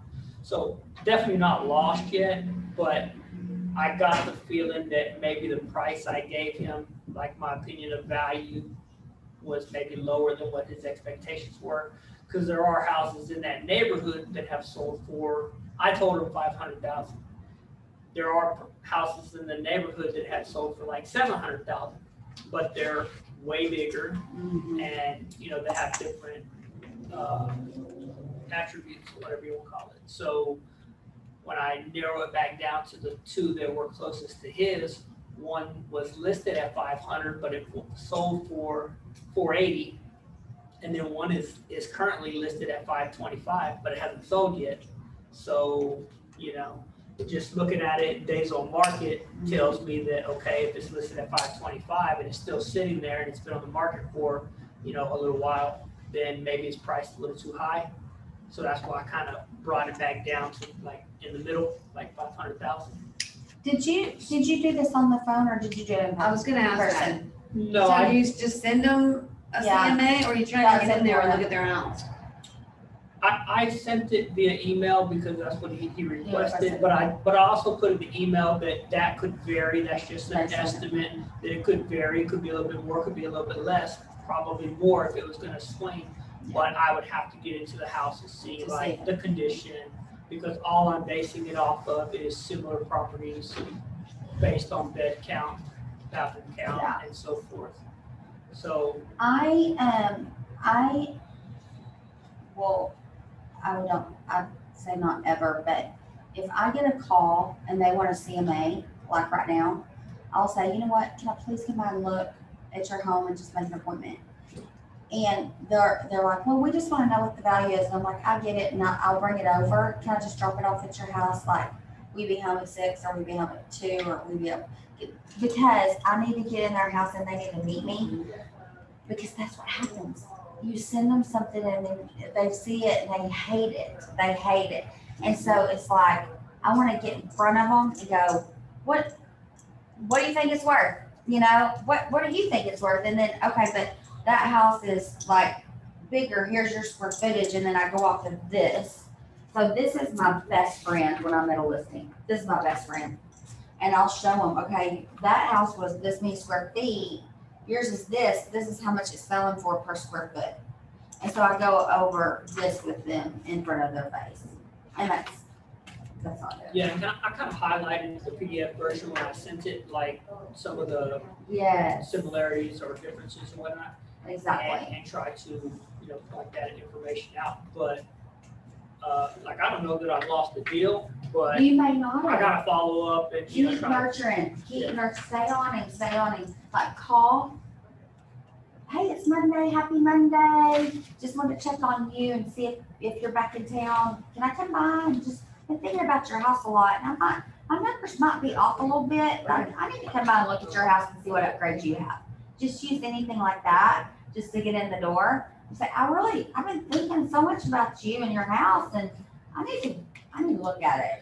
But, I mean, my kids are saying I'm being weird right now. But I like, that gives me business to be weird. But anyway, that's what I would do, is do that, and then take this and then show him based on your cloud CMA and this, where he's coming from. Because you gotta reel him back in to reality, because 200,000 is a lot. That's a lot. But sometimes people don't know, because they'll say, well, my neighbor sold for 700, and you're like, well, yeah, but how many? Yeah, a 4-car garage. Yeah, It was exactly. 1,000 square Yes. feet bigger. So. And all these new subdivisions and stuff, they're building them like that, different. Yeah, So you have every to home be in really that careful. area is like. Exactly. When you're pricing a home or doing a CMA, like I was looking at the tax records and it said the house was 1,800 square feet. And then when I met with the sellers, they said, no, it's actually 1,500 square feet. So how do I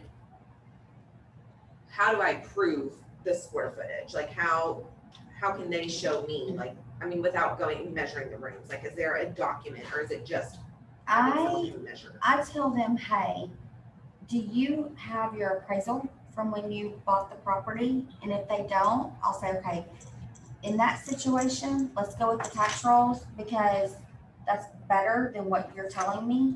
And since you don't have proof of that, let's go off the tax rolls, because tax rolls that's what they have of record. So let's go off that and price it off that. If they say, most of the time it's the other direction, they'll say it's bigger than what tax rolls say. And so what I'll say is, okay, how? I mean, because I need to know, because we're gonna put this out there public. And if they just will not take no for an answer, then on MLS, I'll use theirs, and then I'll put other. And then what I do, because I've been burned, is I'll go back to I'll write on my sheet, this one right here, my little listing sheet, wherever I put it. Anyway, I'll put on the back, seller said other, the square footage was off. It was bigger than what they said. Seller said, and I have a system that I keep notes in, and I put that in that note, what they said at the listing, because if we get to appraisal and they'll go, we didn't tell you that, I can say, oh yes, at the listing, this is exactly what you told me, and I have documents of it. Because I'm telling you, people get amnesia. I mean, they just forget. And I forget, because I've been in so many different houses. So I just, if there is something like that, I'll document it. Another one to document is if they've changed it from saltwater pool it used to be a salt water and they've gone back to chlorine or vice versa. If they say it's a salt water, make sure that it really is a salt water, because we're not inspectors, but just make sure that it's still being used currently as a salt water, because that's one that almost burned me too. The people said it was salt water, but they had not put salt tabs in it for like 4 years. And so it was now a chlorine pool. And so the people moved in, thought they were getting a saltwater pool, but they weren't, they were getting a chlorine pool. So, and we don't inspect, I mean, but it comes back to the realtor. I mean, we're responsible. So it's just crazy, you know, this business is so crazy. We have to be so careful of everything. We're so food happy these days. So, Lane? I don't have any questions. I'm good. Anything else? How long have you been in real estate? Well, I got my license in April also, but was a school teacher, so I just started in June. You did. Oh my gosh, big change. There's a lot of teachers. Pam Taranis, she's here. You were a teacher? Ah, good. You're gonna love it. I need it out of it. Pretty much all now. All right. Well, I think that's all we have, unless y'all have anything behind me. No, I think we're good. I'm excited to make sure that I get out there and do the good stuff, you know. Go list some houses. Thank y'all for coming. Appreciate it. Thank you. Y'all ever have any questions, call me. Glad to help. You're welcome. Thanks. Thank you. Have a great day. You too.